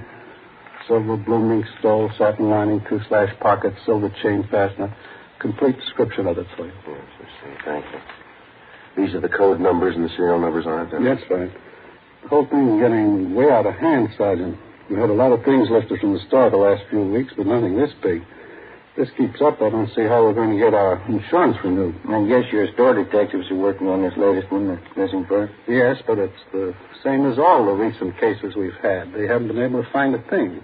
All the personnel have been checked. All the people who were around the department when the fur was stolen. I mean, those it was possible to check on. As far as we know, they're all clear. Uh-huh. What were the circumstances of this thing, Mr. Elliott? I mean, was this mink stole on a display rack? Did one of the models have it on? Exactly how was it? No, it was modeled, yes. After it was shown to several parties, it was put back in stock. We have a special rack for the stoles, regular enclosed cabinets, sliding doors on it. Cabinets usually open during store hours. I see. There was a store detective in the department at the time. All those salespeople were standing around. I can't understand why one of them didn't see it happen. Mm-hmm. Mr. Elliott, you say this is the first time an expensive item like this has been lifted from the store? That's right. How about the personnel, Mr. Elliott? You say there's been a check made on each one of them since this thing started? Yes, sir, that's correct. And there's no reason to be suspicious at all of any one of your people? Well, as a matter of fact, there is one, Sergeant. Sales girl. She was up in 5 in the Suite 16 shop. Then she was moved down to cosmetics on the street floor. What is it that makes you suspicious for her? Well, before I say anything, I want to make it perfectly clear to you. We've never had any real proof that there was something wrong there. Dorothy started with us 8 years ago. That's the girl's name, Dorothy Kirkman. Mm-hmm. She came to us right out of high school. She seemed to be doing all right, got along with the customers, dressed neatly, always on time. And all of a sudden, this shoplifting started. We didn't think there was any connection at first. Thought it was only coincidence. How do you mean? Well, just for instance, wait a minute. Get the file on that right here on the desk. I see. Yeah. Here it is. Out of the first 14 items that disappeared, 6 of them were out of Dorothy Kirkman's department, right out of her section. Cashmere sweaters, expensive blouses, scarves. As I say, at first we wrote it off to coincidence, but it kept recurring. Her section almost seemed to be the focal point of all the shoplifting. That was at the beginning, of course. Did you have the Kirkman girl watched, Mr. Elliott? Yes, we did. The department head kept an eye on her, and, well, I guess Dorothy noticed it. She resented it quite a bit. Had a little spat with the head of the department. We thought it'd be best for everyone if she transferred. So we had her moved downstairs to cosmetics. Mm-hmm. How did that arrangement work out? Well, for the first few weeks, fine. And we started missing things out of cosmetics. A lot of it didn't amount to too much. A lot of it did. Makeup kits, expensive perfumes.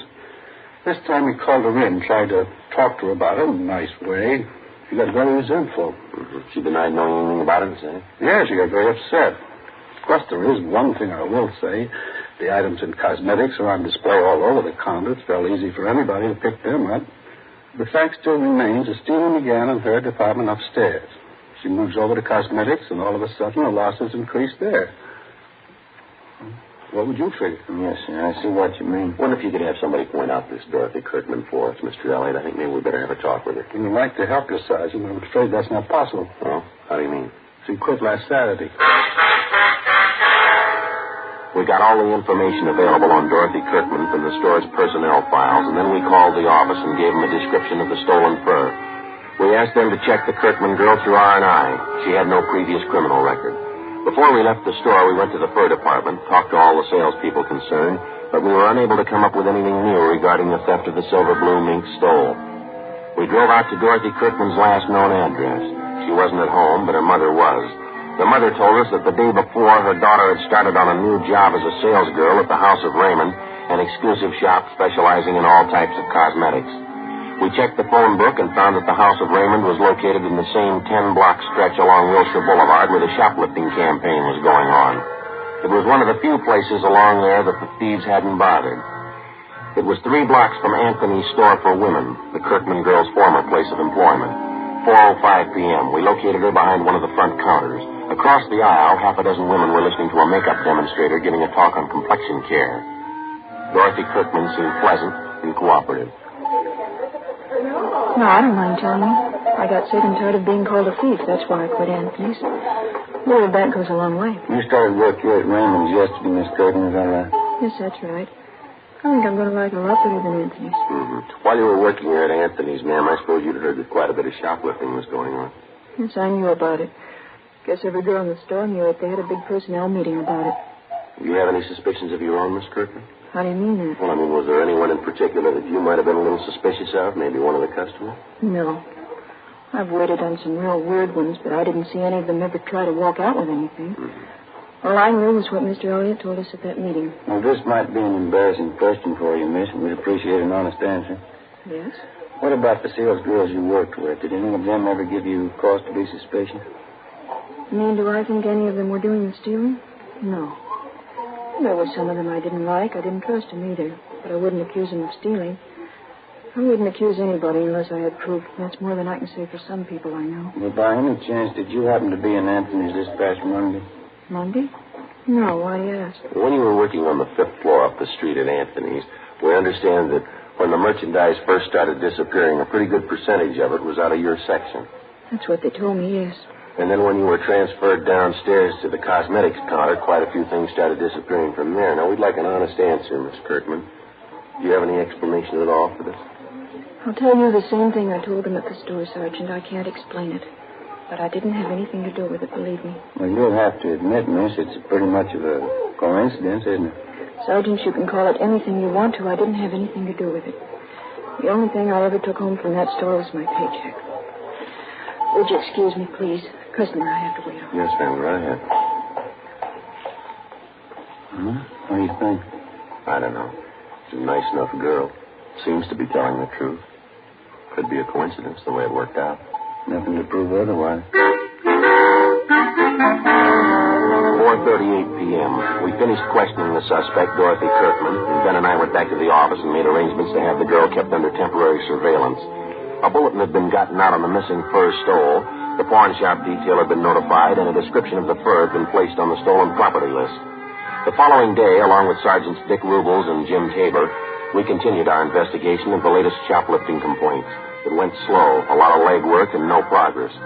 Like the dozens of other items of merchandise which had vanished in the last 8 weeks, there wasn't a trace of the missing fur stole. More men were added to the special detail on duty in the 10-block area where the stealing was going on.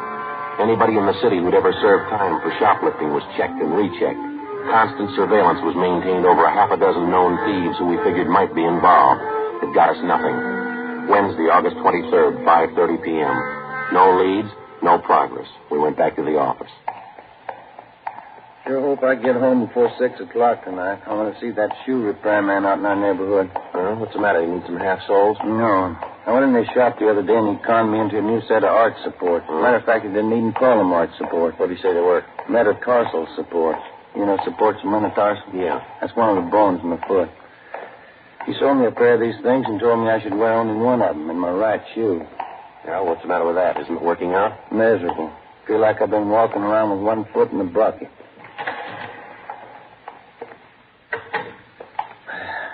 Yeah, I'll check the bill. Okay.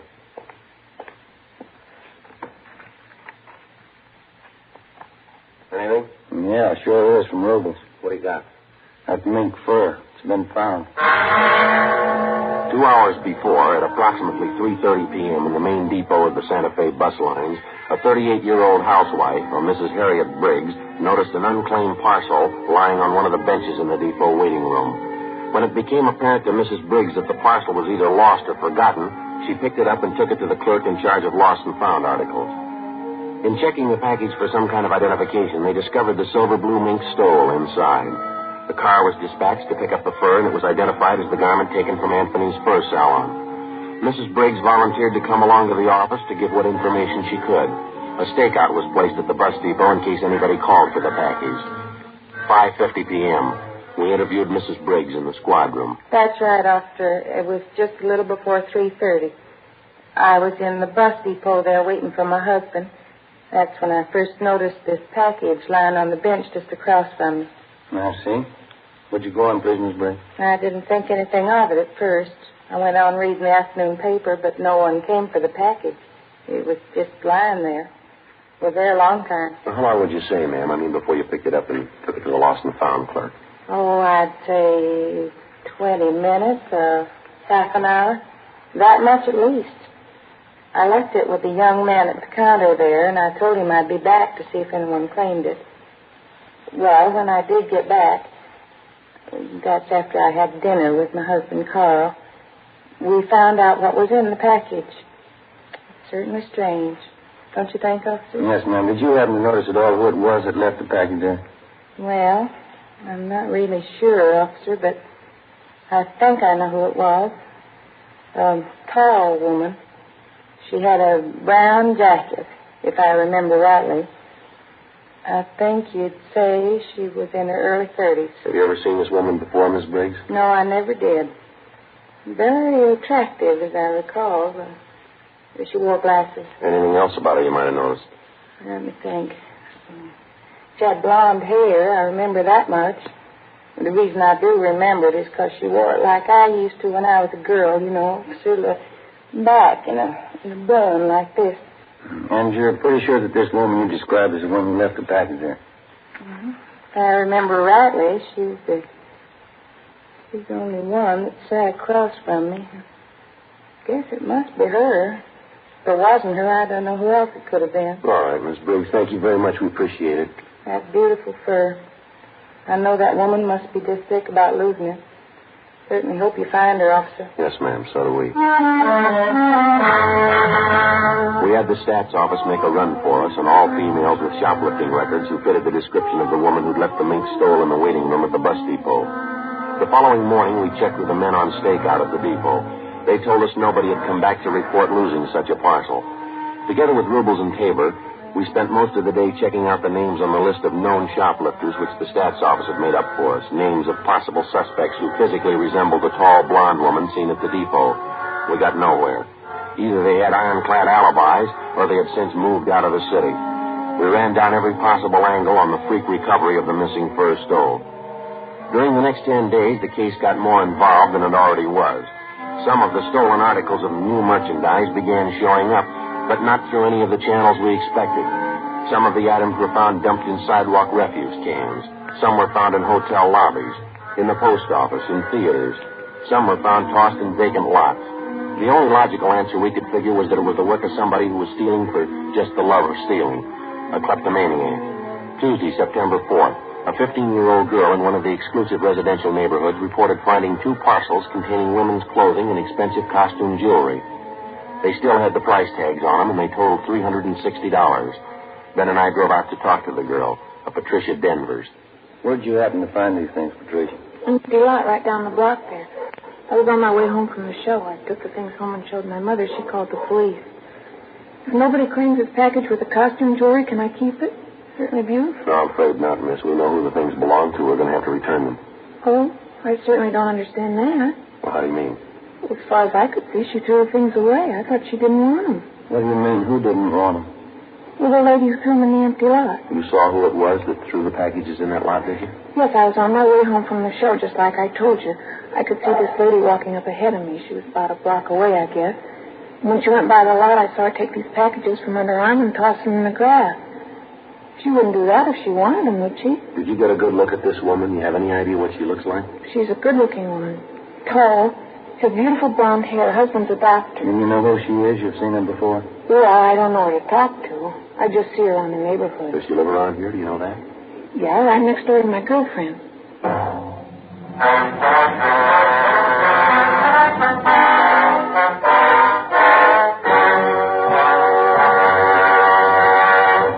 You are listening to Dragnet, authentic stories of your police force in action.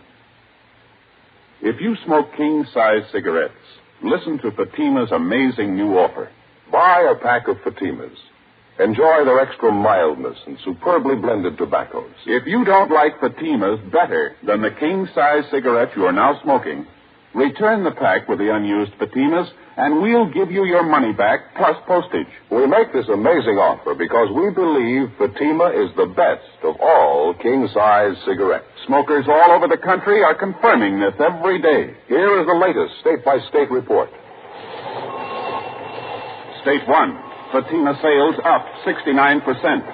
2, sales up 118%. 3, sales up 92%. 4, sales up 142%. And those are just a few. Remember, if you're not convinced Fatima is better than your present king-size cigarette, just return the pack with the unsmoked Fatimas before December 1st and get your money back plus postage. Fatima, Box 37, New York 1. Buy Fatima. Best of all king-size cigarettes.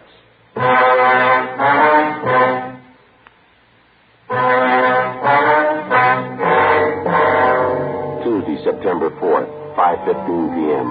With the help of the 15-year-old girl, Patricia Denvers, we got the name and address of the woman who'd been seen tossing the parcels of stolen merchandise into a vacant lot in the west end of the city. The woman was identified as a Mrs. Virginia Sterling, the wife of a Dr. Bruce Sterling, a fairly prominent young surgeon with offices in Beverly Hills. Mrs. Sterling and her husband had no children. They leased a richly furnished apartment in a residential section of the city that was considered better than the upper middle class. We checked Virginia Sterling through R&I, but she had no previous criminal record that we knew of. Together with Sergeants Rubles and Tabor, we covered the various stores along Wilshire Boulevard that had been victimized in the recent shoplifting campaign. We found that Mrs. Sterling had charge accounts at almost every one of the stores. Generally speaking, we found her accounts in very good standing, and among the store people, she was regarded as what is referred to as a fine customer, a good spender, and a good credit risk. Right down to the Retail Credit Association, there was nothing but favorable reports on the woman. 7:15 p.m., Ben and I had a hamburger and some chili and a cup of coffee for dinner, and then we drove out to the apartment of Dr. Sterling and his wife. Mrs. Sterling answered the door and invited us in. We identified ourselves. She told us the doctor was out on a call. She showed us into the living room. Modern furniture, indirect lighting, expensive rugs. Won't you sit down, gentlemen? Thank you very much. Should I get you a drink? I was just having my coffee and brandy. No, thank you, Stan. I really don't know when the doctor will be back. He was called over to the hospital. Is there anything I could help you with? Well, as a matter of fact, Mrs. Sterling, we came out to talk to you, not your husband. Oh, really? What is it you wanted to talk to me about, Sergeant Romero? Well, ma'am, we understand that you do quite a bit of your shopping along Wilshire Boulevard. Is that right? Well, yes, I shop downtown quite often. Except the problem with parking, I find it a lot more convenient. Why do you ask? Miss Sterling, do you do much of your shopping at Anthony's? I believe that's out in the Wilshire district. Yes, I do. For my sports clothes, especially. They have a very good selection. Mm-hmm. Would you remember if you were in Anthony's on the 22nd of last month? I believe that was a Tuesday. On a Tuesday. No, I don't think I could remember one way or the other. I really don't have any special day for shopping. I just go when I feel like it or when I need something. Have you ever been in the first line at Anthony's, ma'am? Have you ever made any purchases there? I suppose I've been in almost every department at Anthony's at one time or another. I can tell you, though, I've never bought any furs there. As I told you, the main reason I go there at all is because of their sportswear. Could you tell me what this is about, please? Routine investigation, ma'am. I wonder if you could tell us this. Do you have any occasion to travel in the area of the Santa Fe bus depot? By bus? No. I don't think I've been on a bus since... Well, since I've been married, and that'll be 6 years this coming December. You've never been in the Santa Fe bus depot downtown, then? No. I think I know where it is. I've driven past it. I've never been inside, though. Why should you want to know that? Well, Miss Sterling, we're going to be honest with you. This has to do with an investigation we're on. Now, we've had a couple of reports that you were seen at the Santa Fe bus depot on August 23rd. That was on a Wednesday. Reports came from pretty reliable people. Well, I certainly consider myself reliable, and I say I've never been there. Now, if you don't mind, I'd like some kind of explanation for this questioning. You mean you have no idea why we drove out here to talk to you? Well, of course not. Number one, I don't understand your questions at all. Number two, I'd like to know what they have to do with me. What has this to do with you, ma'am? Last August 23rd, a woman in a brown sports jacket answering your description left a package in the Santa Fe bus depot. This package contained a mink stole taken from Anthony. The woman who left the package in the depot fits your description perfectly. That's all? It's a coincidence. Yes, ma'am, maybe. I suppose you've read in the papers about the big increase in shoplifting. Most of it's taking place right in the area where you say you do most of your buying. Well, we've checked out every single one of the cases, Ms. Sterling. Took us a long time. We found a dozen salespeople in those stores. Every one of them tells us that you were around the particular store when the shoplifting took place. Law of averages, Ms. Sterling. You show up too often in the reports. Would you please leave my house? Both of you, please. I'm sorry, Miss Sterling, but you'll have to come along with us. What do you mean by that? Don't you know you can get in trouble making false accusations? I'm going to call my husband right now. Yes, ma'am. If you like, go right ahead.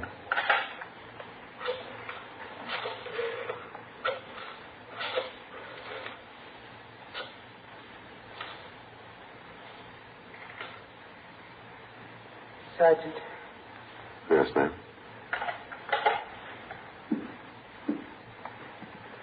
What is it? What do you want to know? You can tell me. I think you know already. What do you want? Tell me, please. We've got your story, ma'am. Right up to this afternoon. You went shopping today. You stole things as usual. When you tried to get rid of them, you were seen right in this neighborhood. The vacant lot down the next corner, you threw them away there. Somebody saw you. They didn't know it was me. Yes, ma'am. They knew it was you. Yes. How can I make them understand? Do you know? No, ma'am. Horrible. Shame. I couldn't tell my husband. I couldn't tell Bruce. I couldn't. Well, never mind. We'll tell him for you.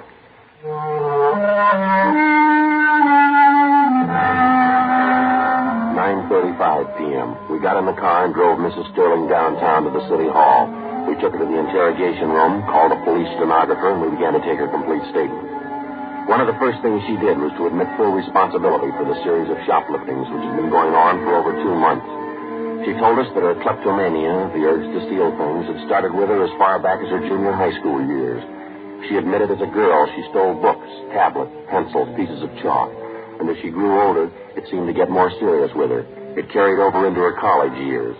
And that's when her stealing first got her into trouble. When I joined the sorority, it was just like high school. I was all alone. We had a lot of clever girls in our house. Some of them were smart, some of them were pretty.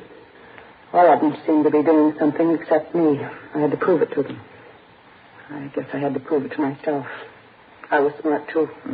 You figured that taking things was the best way to prove that? Yes, I suppose so. Of course, it wasn't easy, you know. The awful part was I got caught one day. It was kind of a relief in a way. I mean, how could they know I was just as smart as they were? They didn't find out what I was doing. Did you stay on at college after that, Miss Sterling? Oh, no, I couldn't after that. They voted me out of the sorority. There wasn't anything to do but leave, so I left. Uh-huh. What happened after that? I went to New York and stayed with an aunt I had there. Got a job. Had several jobs. The same thing came up again. I lost 2 of the jobs. Same thing over again. I just couldn't help it. Always means so much to me. Taking things, not being caught, getting away. Getting away. Things I took, they never meant anything to me. Nothing. Just taking them, not having anyone knowing. That's all that was important.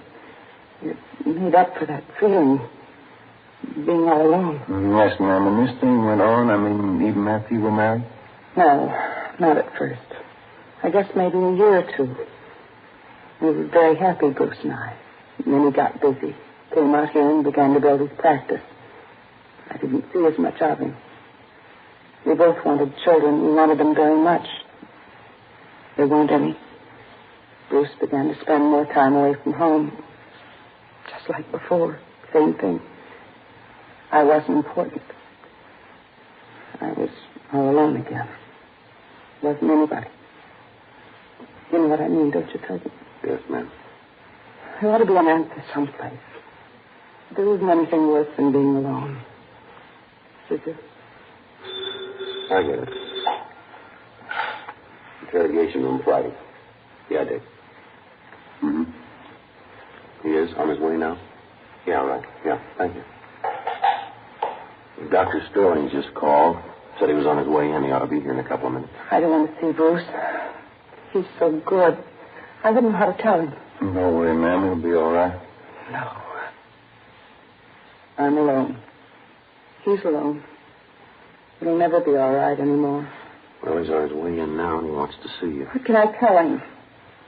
What's it going to be like? What's going to happen after this?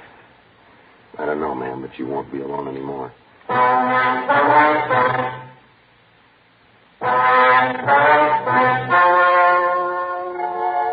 story you have just heard was true. The names were changed to protect the innocent. On December 9th, trial was held in Superior Court, Department 88, City and County of Los Angeles, State of California. In a moment, the results of that trial. And now, here's our star, Jack Webb. Thank you. Friends, a few minutes ago, we told you exactly why smokers all over the country are switching to king-size Fatimas.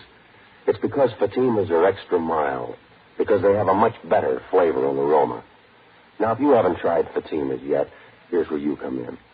We feel so sure that you'll enjoy Fatima quality that we make this offer. Buy a pack of Fatimas. If you don't like Fatimas better than the king-size cigarette you've been smoking, just return the pack and the unsmoked cigarettes and we'll send you your money back, plus postage. You see, we're convinced that Fatima is the best of all king-size cigarettes. Buy a pack of Fatimas today. I know you'll agree.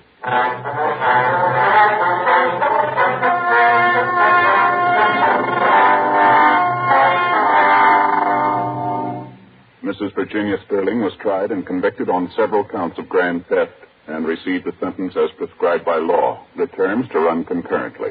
Grand theft is punishable by imprisonment for not less than 1 or more than 10 years.